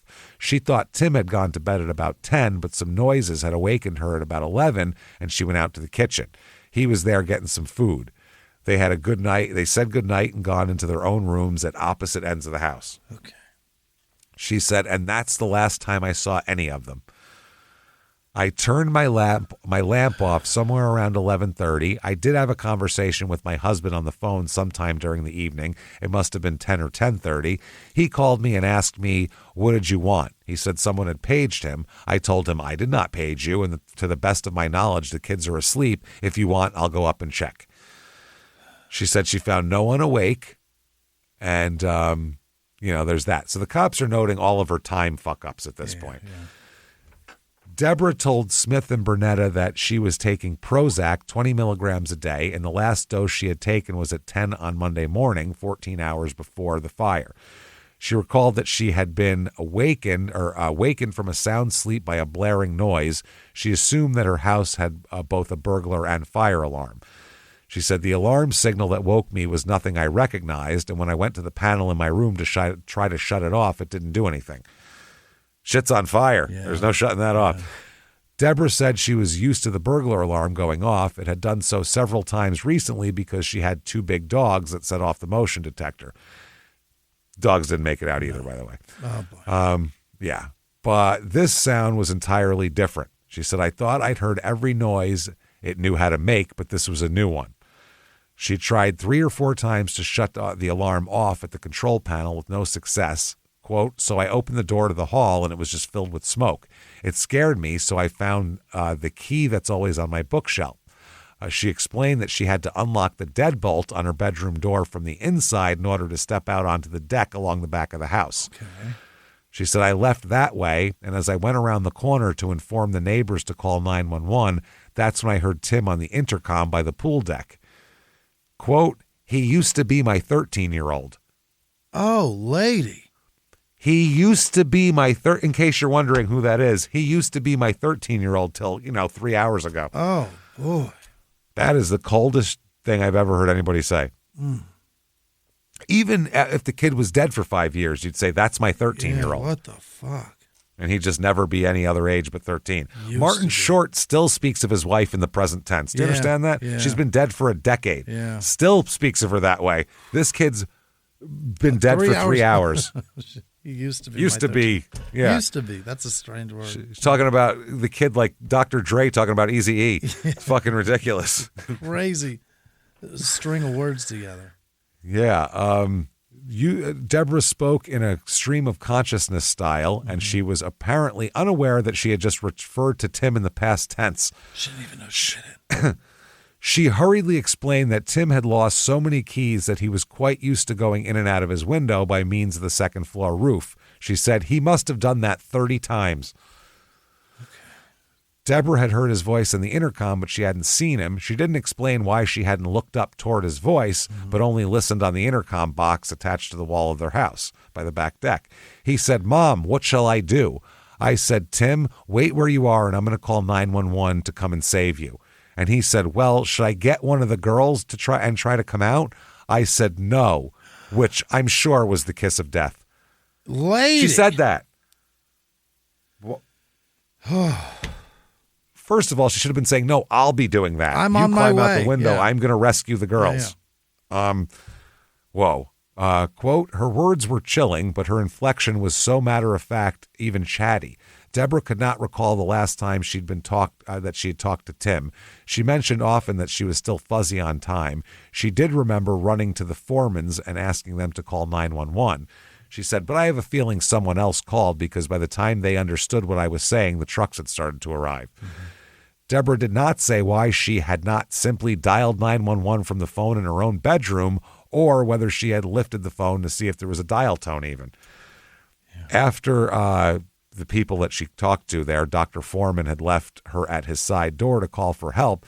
Deborah remembered she turned around and, quote, saw my 10-year-old on the garage roof. She said she's afraid of heights. She remarked, Kate's afraid of heights. She's afraid of pretty much everything. Yeah. She then goes on to say, I said jump, and she said, no, I can't do it. I said, you will. Jump to me now. And she jumped, and I missed her totally. I'm sure she'll never trust anybody. Yeah, that's the ultimate trust fall there. Yeah, and she finds out. Yeah, and well, you'll see. And she fell down right at my feet, but she was not hurt. Mm-hmm. I'm sure that's the only reason we have her alive. So they asked her to go over the afternoon and evening before the fire in as much detail as she could. She recalled the day virtually minute by minute, picked her children up from the schools about 3 p.m. She said they all go to Pembroke Hill. They said she was speaking so hard it was hard to make out her words. She said they all go to Pembroke Hill, at least the living ones do. Oh, lady. Like they've been dead for 5 years. Living one, by the way, you asshole. Yeah, you fucking idiot. So, wow. Again, the cops noted that she was referring to her children in the past tense, but she continued her recitation without pause. She said that after she got them home from separate schools in the Pembroke Hill system, she took Kate to buy 2 pairs of shoes. Then we got home and I gave everyone small assignments of chores to get done, and they did them. And then we were watching Saved by the Bell or one of those shows until the point that Kate and I had to leave. Saved by the Bell. We had one of those typical nights. I had a psychiatrist's appointment at 5:45, and Lisa, that's from the book, I'm sorry, Kate is the real name. They used her different name because she's alive, but it's all in every paper. The 10-year-old had a ballet class from 6 to 7:30, and Tim had a hockey game at 7:15, which left Kelly at loose ends, the 6-year-old. Mm-hmm. Deborah said she had left Tim and Kelly home alone, waited for Mike, who was to pick them up at 6:40. He brought them home around 9, give or take 5 or 10 minutes, she said. And then they had their typical meal of Kentucky Fried Chicken. The girls went to bed. Tim was up till about 11. I talked to him for a while in the kitchen. They discussed his hockey game, which had gone extremely well. They asked if he was a goalie, and she shook her head. Quote, he's not a goalie. He played goalie for 2 or 3 years, though. Asked about the status of her marriage, she said, I'm not even sure anything's been filed, but we are signing in the process of a divorce. Okay. She said the 2 older children were very angry with their father. In fact, later today at 1:30, I have an appointment with a counselor to talk about what to do with the kids before they go to see him. I think you can cancel that one, probably. Yeah, I think that's, She said the counseling would be for her and her 3 children because her husband had never been a major part of their lives. She was concerned about Tim and Kate, while Kelly seemed to be taking the divorce fairly well, the younger girl. Yeah. She told the cops Mike's a cardiologist, listed her own varied medical specialties, saying that she stopped practicing, quote, at the suggestion, really the coercion of my husband, who wanted me to stay home and be a mom. I even retired my license. A big deal in my life the last couple weeks have been, what am I going to do? Because my life is changing, whether I like it or not. So I've decided what I want to do is go for a psych residency, which would be a whole new deal for me to live the life I want to live. Uh-huh. How could you even talk at this point in time? The things she's saying none of them are right. No, it's all wrong. She's all figuring crazy. all the worst things to say. They said that her words came out so fast that they were really happy that the video camera was running because they couldn't write them down as fast as she was talking. They said there was scarcely a second's pause between one of her thoughts and the next, and she seemed entirely rational except for her references to both of her dead children in both the past and present tense. Yeah. One thing was clear: Deborah harbored intense rage toward her estranged husband.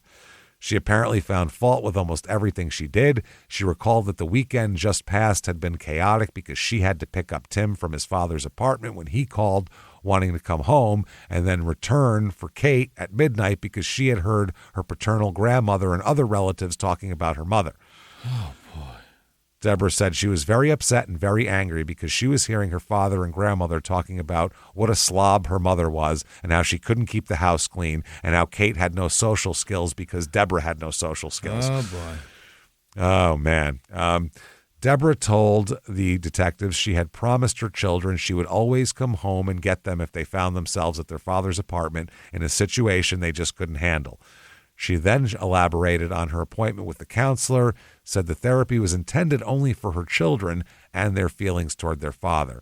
She said, "We always said it was just the 3 kids and me, and they didn't really care if he was there, but they were tired of listening to his crap, so they're angry." Mm-hmm. Asked about her own feelings, she chuckled and said, "I haven't been particularly upset or really even terribly emotionally involved. That's not quite the truth. I felt tremendous sense of relief when he moved out, which surprised him because he thought I'd be devastated." Yeah, they said with virtually no prompting, she continually would leap from one aspect of her life to the other. They noted her conversation pretty much exclusively revolved around her feelings and her plans. It's all her. She told them again of her intention to become a psychiatrist and of her hope that she would be accepted into a fellowship or residency.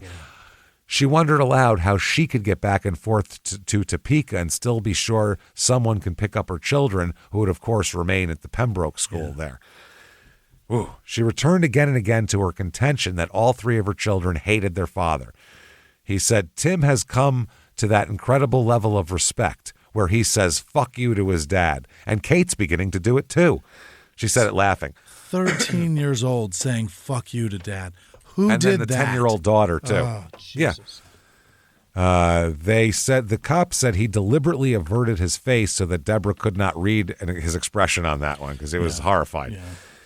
The other guy, playing the good cop, basically, grinned at her, although he was taken aback by this insane amount of hatred she has for her husband.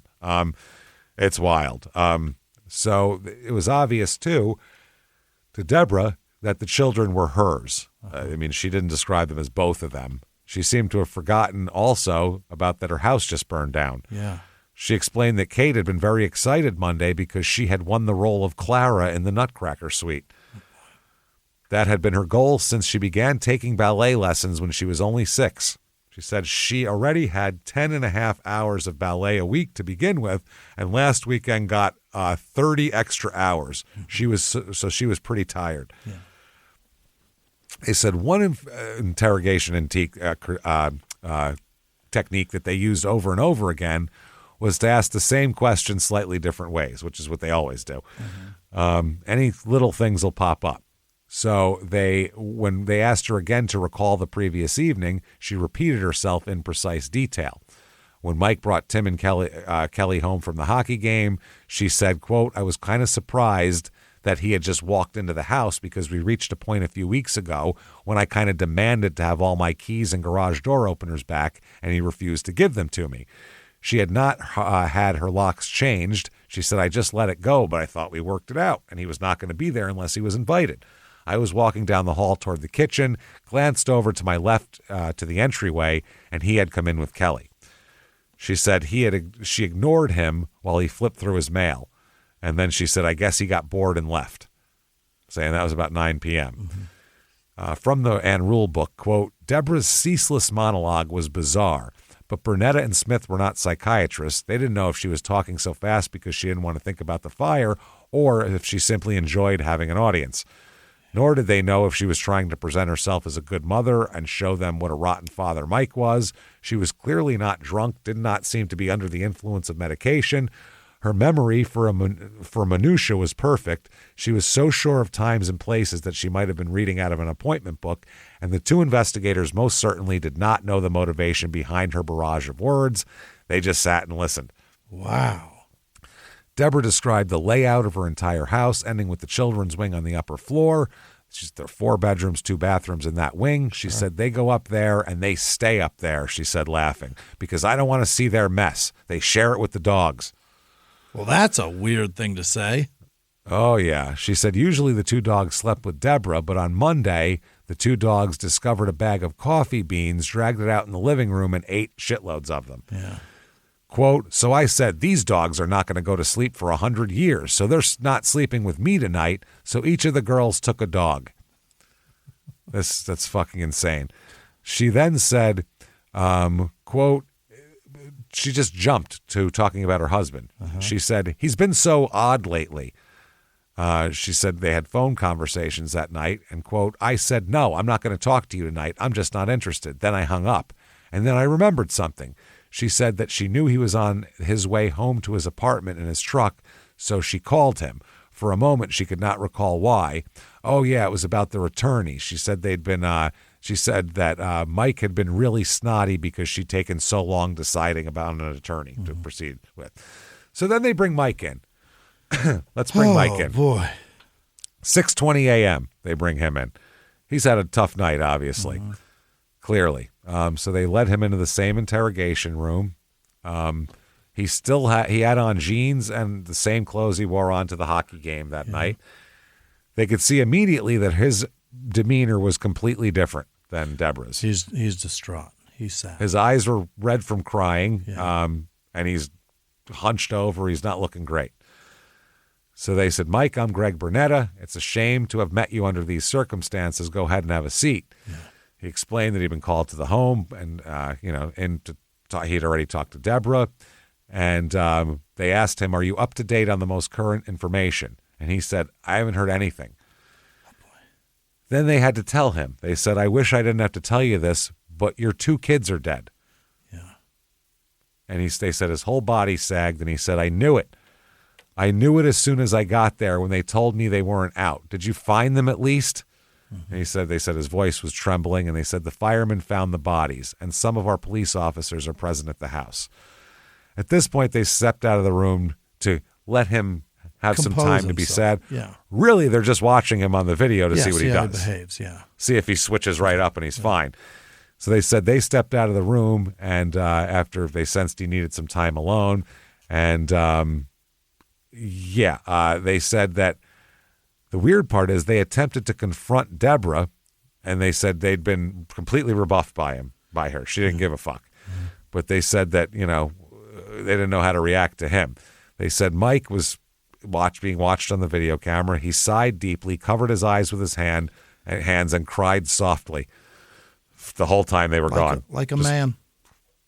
Like a person whose kids just died. Yeah, like a normal man, human. like a man who's experiencing grief. Exactly. The cop said, I wish there was some way I could make you feel better. And Mike said, I know. I've told enough people their loved ones were dead to know how bad they feel. He's a cardiologist. Fuck. He's done this. Yeah. He's like, I've done your job. I've seen it all. So they gave him some coffee, and they said, look, this is fucking horrible. They said that was a pretty unpleasant task at your house when we had to take your children's mom away, because this is the same cop who was there taking her away when he called. And Mike said, I know. He said, I know. They did a fine job when she was gone, too. So they hurried with some basic questions, birth dates, pager numbers, all that, and everything. They said Mike he did well until the room grew silent, and then he would kind of break down a little bit here. Yeah. So they talked about how long ago was when you called us out there? Was that about 3 weeks ago? He said, yeah, I think it's about 3 weeks.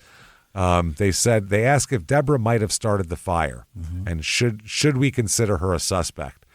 Mike said, I think it's a likely possibility. She's been mentally unstable, drinking, severely depressed.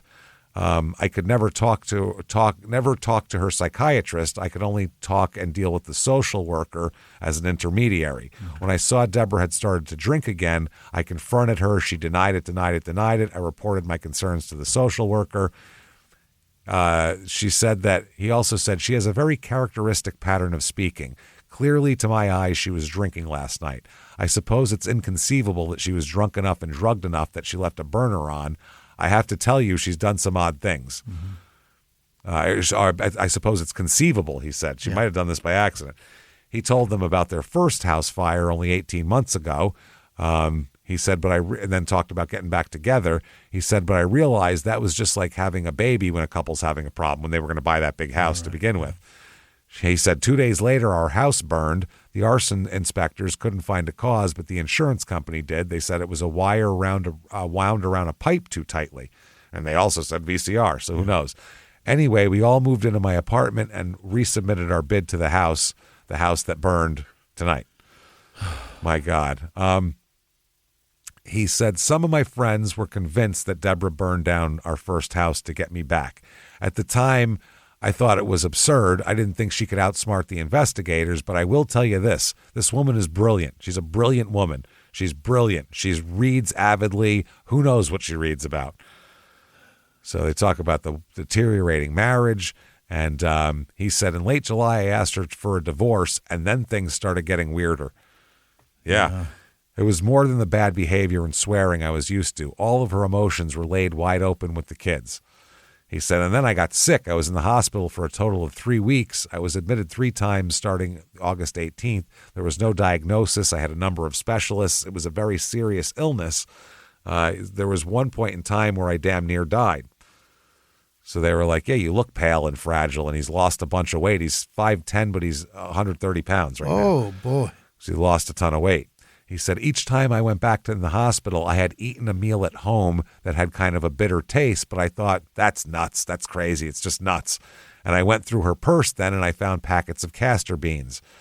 He said, I saved one package and gave you all the rest. I started thinking about it. I found an old internal medical textbook, the 7th edition of Harrison's Principles of Internal Medicine, and I looked up the symptoms, and they all fit. Nausea, vomiting, diarrhea, low blood pressure. Then I went to the North Kansas City Hospital Library and had them do a literature search. And he had asked that any articles turned up by the search be mailed to an address because he didn't want Deborah to open them. Yeah. So he said, honest to God, when I started reading the articles, I started shaking. I found out that even the KGB had used castor beans, ricin, to eliminate people. The problem is, unless you do the specific toxicology screen at the time of the illness, you can't get a diagnosis. Wow. It's very hard. That's interesting. He also told them about mysterious letters that had been left on his porch and in the neighbor's yard. He knew Deborah's turns of phrases and recognized everything she did. Also the beans, obviously. They had to deal with that. The Prairie Village detectives had to find which garden store in the Kansas City area had sold the beans and to whom. So the label had read Earl May, the name of a chain of Midwestern garden stores with headquarters in Shenandoah, Iowa. They said at least a half a dozen branches in the Kansas City area. They sell fertilizers, planters, hoses, all the gardening bullshit. So they believe she might have bought the castor beans there, perhaps in late July or early August. But they haven't been able to find proof. No one at the store remembered her. One woman worked there for 5 years and said that she, again, didn't remember her. Seen a lot of people in 5 years. Her store manager received a call from a detective around Halloween who asked whether anyone in the store recalled selling a dozen or so packets of castor beans. They said they didn't remember such a sale, but they did carry castor beans in season, and he promised to ask the clerk if they remembered such a sale. And at that moment, that employee walked in the store, and they asked her the question, and this employee said that she had sold a large order of castor beans about a month before. Okay. So they got that. They said there's a good reason why Earl May had no castor beans in September. Smart merchandising. The castor beans an ornamental annual that gardeners sow in the spring. It's fast-growing but short-lived. Okay. They said they get anywhere from 6 to 10 feet tall, depending about the site. They're used for quick cover and kind of have a tropical appearance to them, but they'll die off with the first freeze. Okay. So they said that planting time for castor beans would have been April 15th to May 1st. So they said they'd never heard of anyone buying castor beans in the fall. So that's odd. Yeah. So they said when she saw requests for 10 packets, she hadn't even bothered calling the other stores in the area because they wouldn't have any in stock. The only way to fill the order would be get the seeds directly from the warehouse in Shenandoah. So she had made this order Specifically and did all for this. Yeah. She said she would be up later to pick up the seeds, and she picked up 10 packets. Holy shit. When they first asked about the woman, she had trouble remembering what Deborah looked like since, she waits on so many people. But she said this sale stood out. She didn't sell many castor beans anyway, but a special order for out-of-season poisonous beans stands out to her. Sure. So she was able to say she was maybe mid-40s, medium build, leaning toward the heavy side, medium dark hair with a chin length. And they said, we have register tapes. And the tape read September 21st, 1995. Should have been September 22nd or 20th, but the time was correct, 3:27 p.m. 10 packets of seeds for $1.29 a piece. She paid with a 20. They have all a receipt and everything. So the receipt that they have is a big deal. That's going to lock her in. Castor beans, by the way, used to produce a non-toxic oil found in cosmetics, lubricants, paints, and also as a source for biodiesel and chemical feedstocks. Yeah. The beans themselves are highly toxic, containing a potent poison called ricin, which is separate from the processed oil but has been studied for anti-cancer treatments. Oh. Historically, castor beans have been used in folk medicine for their laxative and other properties, and the seeds can be made into jewelry. Yeah. As well. That's a lot of things. They're ornamental for the most part. Okay. Now, suspects, they announced that they have some suspects, but they won't say who they are. Oh. Make it sound like there's a team of people fucking burning a building down. So they announced to the press, the police do, that anytime you see small children killed in a fire that was intentionally set, words can't describe how horrible you feel. Nor can words describe what a treacherous act that would be for somebody to do this to these two small children. Right. It's terrible. Sure is. They have the funeral. Margaret Hacker comes to the funeral. Oh boy. That's fun. By the way, Deborah acts completely erratic at the funeral, yells at the funeral home staff about minor details of the funeral. That's par for the course for this woman. And told her parents in the middle of the memorial service to, quote, shut the fuck up. Oh, my God. Grieving grandparents, shut the fuck up. They didn't sit together, by the way, Deborah and Michael. No. Didn't sit together, which is odd for grieving parents. Yeah. And Kate sobbed throughout the service because she's 10 and that's normal. Other weird Deborah behavior here. Real fucking weird. She spent many hours watching Kate, who's living with the grandparents at that point, practice for the Nutcracker, giving her instruction and shit. She visited the burned out house several times just to walk around. And one time when she attended a soccer game, she wept on the sidelines the whole time. Oh. Now the fire report is finally issued, pour patterns and all that kind of shit. This is November 10th, 95, so it's about 2 weeks. Yeah. Pour patterns starting at dining room table, by the way, which was covered in divorce papers. Oh, that's the first place the fire started. She lit the whole house on fire, starting with divorce papers. Yep. Wound through the living room, focused on Mike's piano and his desk. His shit, yep. Up the stairs to the second floor, soaked the hallway carpet outside the children's room so they can't get out. Yeah. Created a trap barrier to escape.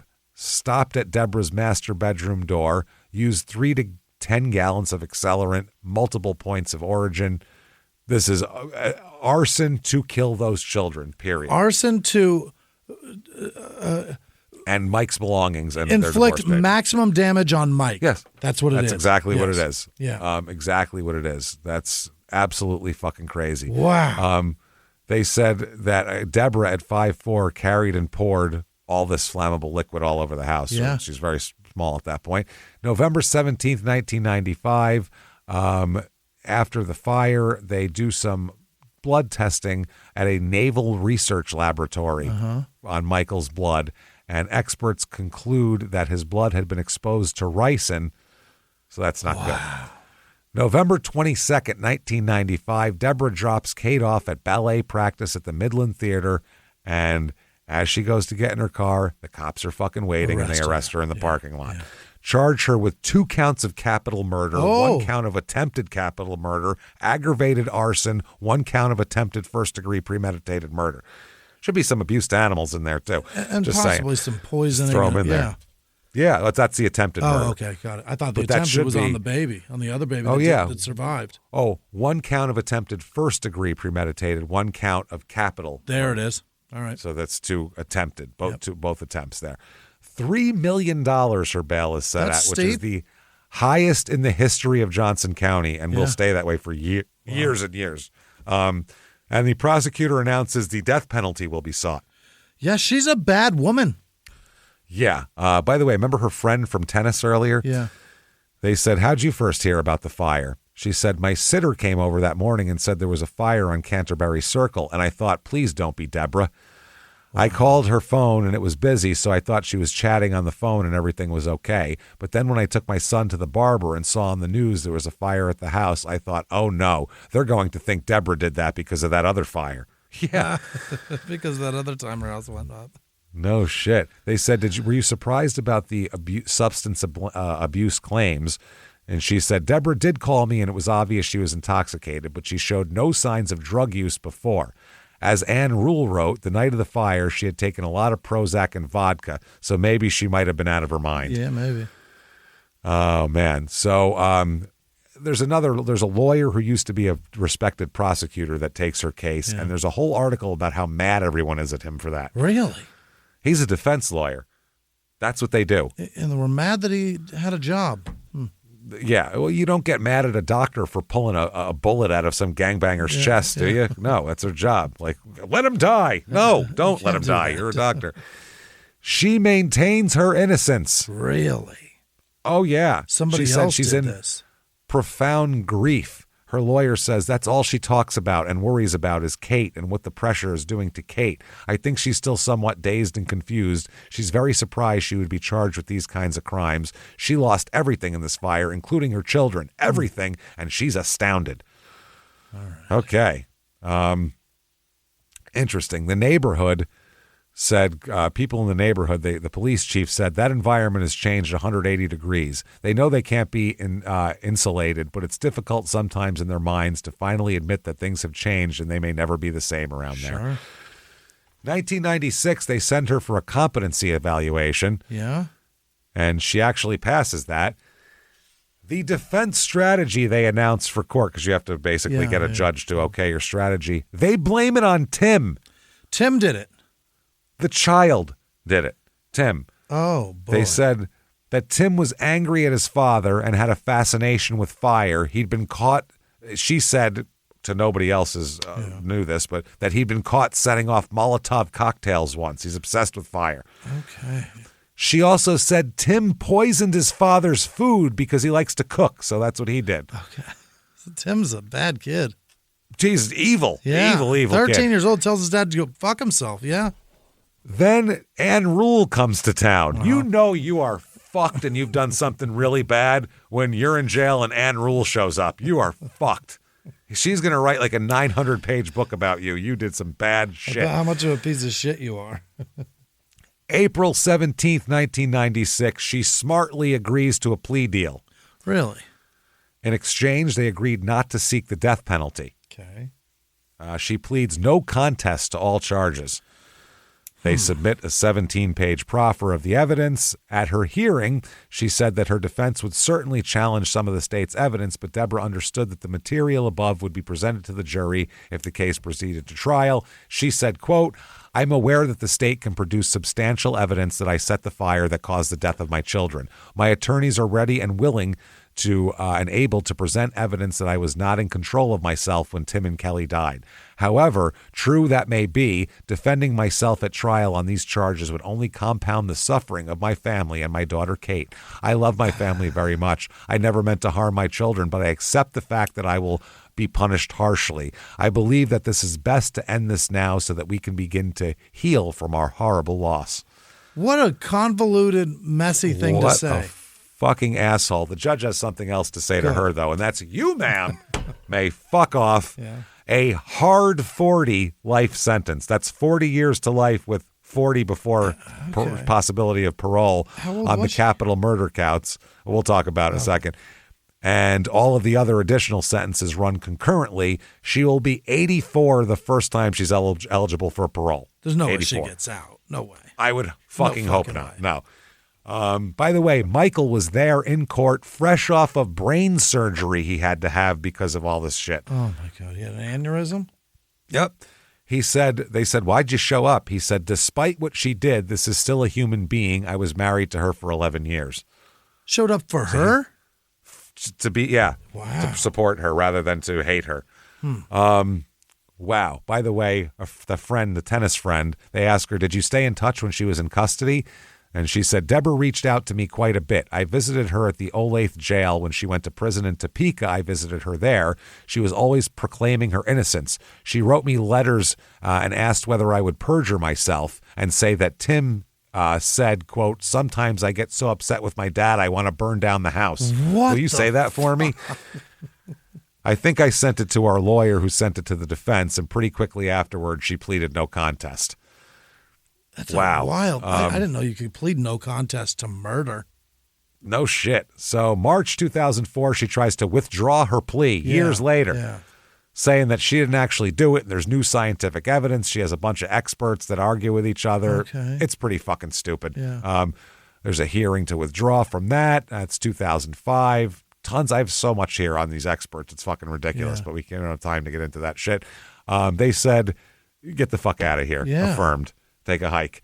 They said her new evidence is insufficient, even though there are advances in the science of fire investigation. It's still an overwhelming amount of evidence that you did this.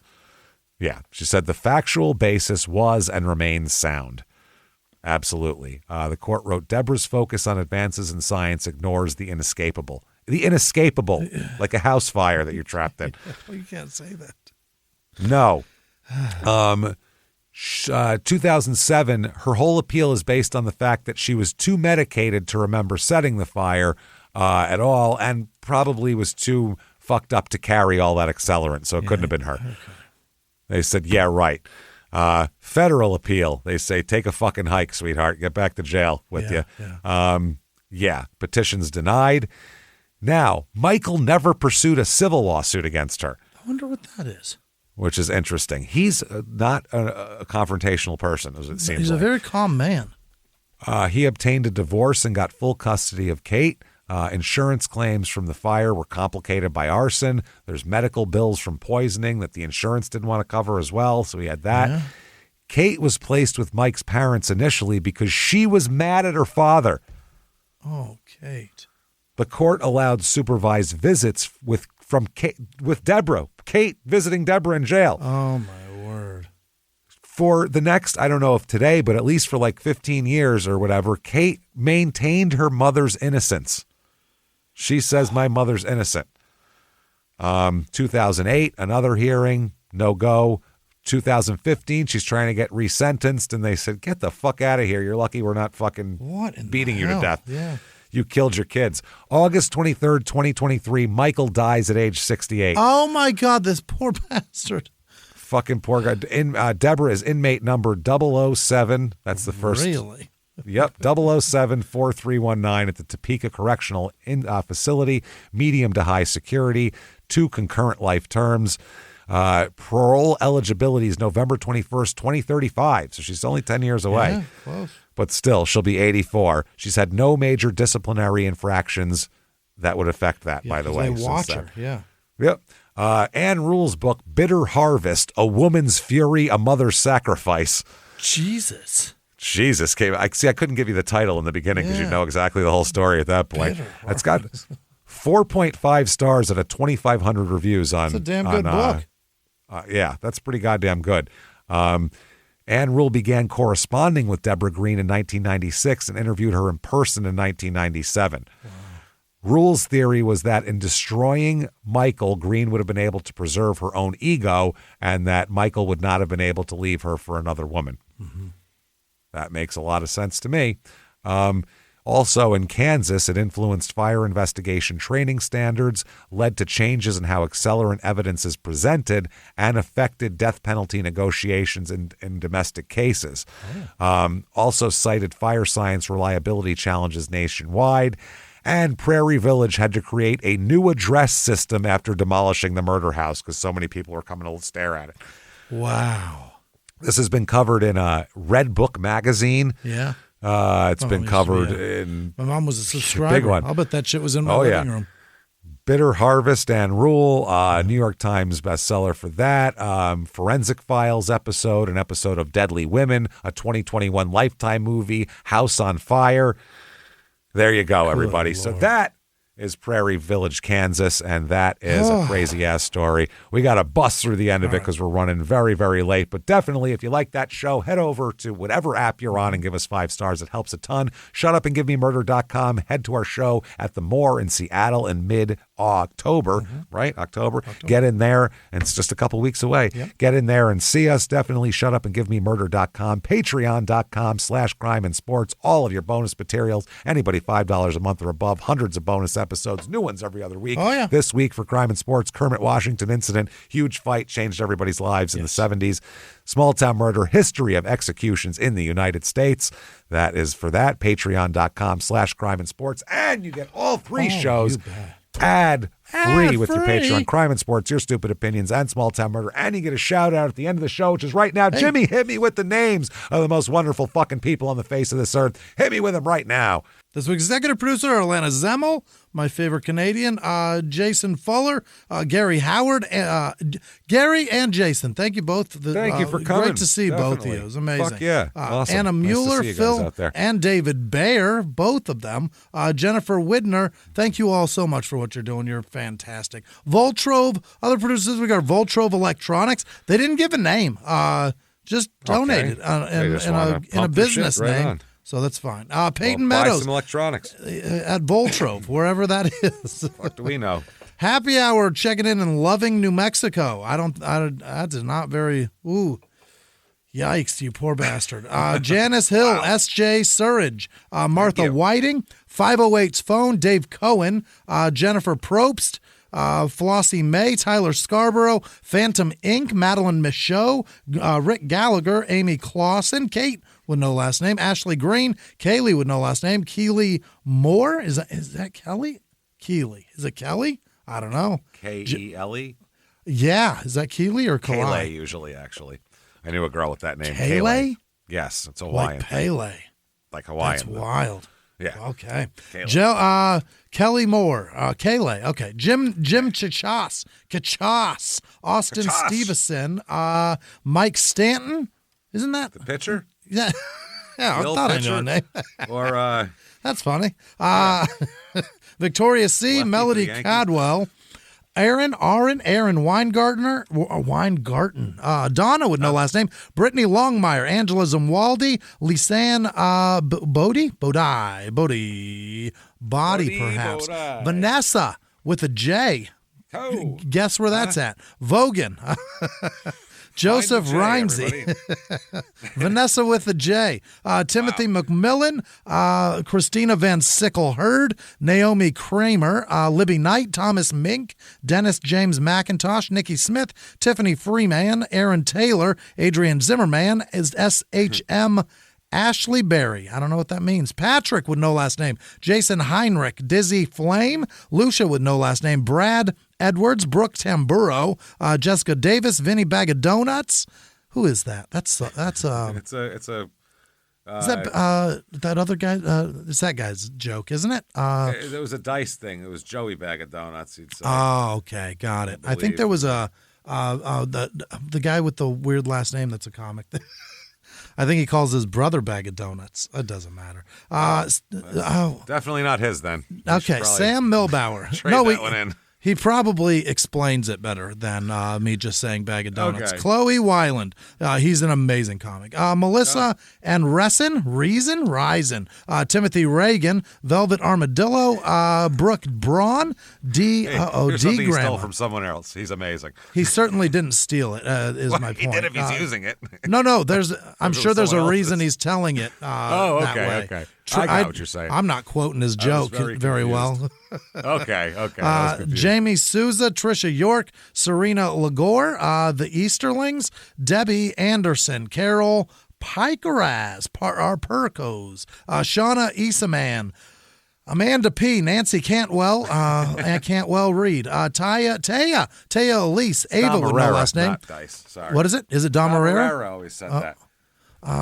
Big Petey, Little Petey, regular Petey, irregular Petey, Joe Bag of Donuts, fucking this one, that one. That was his thing. What's Sorry. that kid's That's where it name? came from. He's very common. He's been Italian in a bullshit. He's an Italian guy, I think. There you go. Yeah. Barb, we all Miss, know better. Yeah. Use that. Where did I go? Damn it. Ava with no last name. Jen Tattershell, Nicole Coates, Karen Iowenthal, Joshua Gardner, Miss N, Barb Farneyhoff. Fernie. Wow, I'm asking so many questions with that last name. All right, Crezian with no last name. Terry Morris, J. Bob ML, Sonia Nelson, Sarah Wolf Hill, Megan with no last name, Ricky Hutchinson, Aiden Rolfe, Aaron Bagley, it's Bagley, Cindy McGee, Jackie with no last name, Brianna Brenna Kosilski, Leah McClendon, Russell Mylott, Anthony Og Miller, Adrian Lopez, Steph with no last name, Jackie Buddha, Mark Spark, Mary with no last name, Megan Dykeman, Cinnamon with no last name, Sweet Care 74, Matt Lamas, Gracie Parrish, Christian Puckett, Drew with no last name, Bethany Alice, Patience Harper, Jenny May, Elise Christensen, Alice perhaps, Taylor Haas, Glorious Lorius, Rachel Guerrero, Ryan and Alyssa Dole, Jared Chappelle maybe, Zira Holtam, Zyra Holtam, Dean Rashkow, L. Minnie, Lauren B., Philippa Lees, Kelsey Prengle, Tamara Hughes, Lorna Graydon, Jess with no last name, Vanessa Healy, Parrot Heads with no last name. Those are the people that are big fans of Jimmy Buffett. Diane Putch, Steve King, Blair Osgood, Mike with no last name, Jamie Kashirski, Amy Graves, Bill with no last name, Kate Sullivan, Super Flaxon, whatever that is, Kelsey Unger, Bree, Delvox, Ross with no last name, Wendy Sue, Isabella Bascom, Sarah Johnson, Catherine Taylor, Liz Jones, Ed Jones, Ryan McAfee, Alex Jarding, Jean West, Gene West maybe, Ryan Marshall, Kristen with no last name, Jennifer Finley, Wendy Katamoto, Jason Miller, Joanne Bacon, Melinda with no last name, Sarah Lee. Because nobody does it better, doesn't James. like her. Nobody doesn't like her. I'll tell you that right now. And all of our patrons, you're amazing. Thank you so much. Thank you, everybody, so much. It's unbelievable. You fantastic bastards. Thank you. Tell everybody. Keep tuning back in. You want to find us on social media, head over to shutupandgivememurder.com. There's drop-down menus. Take you anywhere you want to go. Keep coming back and seeing us. And until next week, everybody, it's been our pleasure. Bye.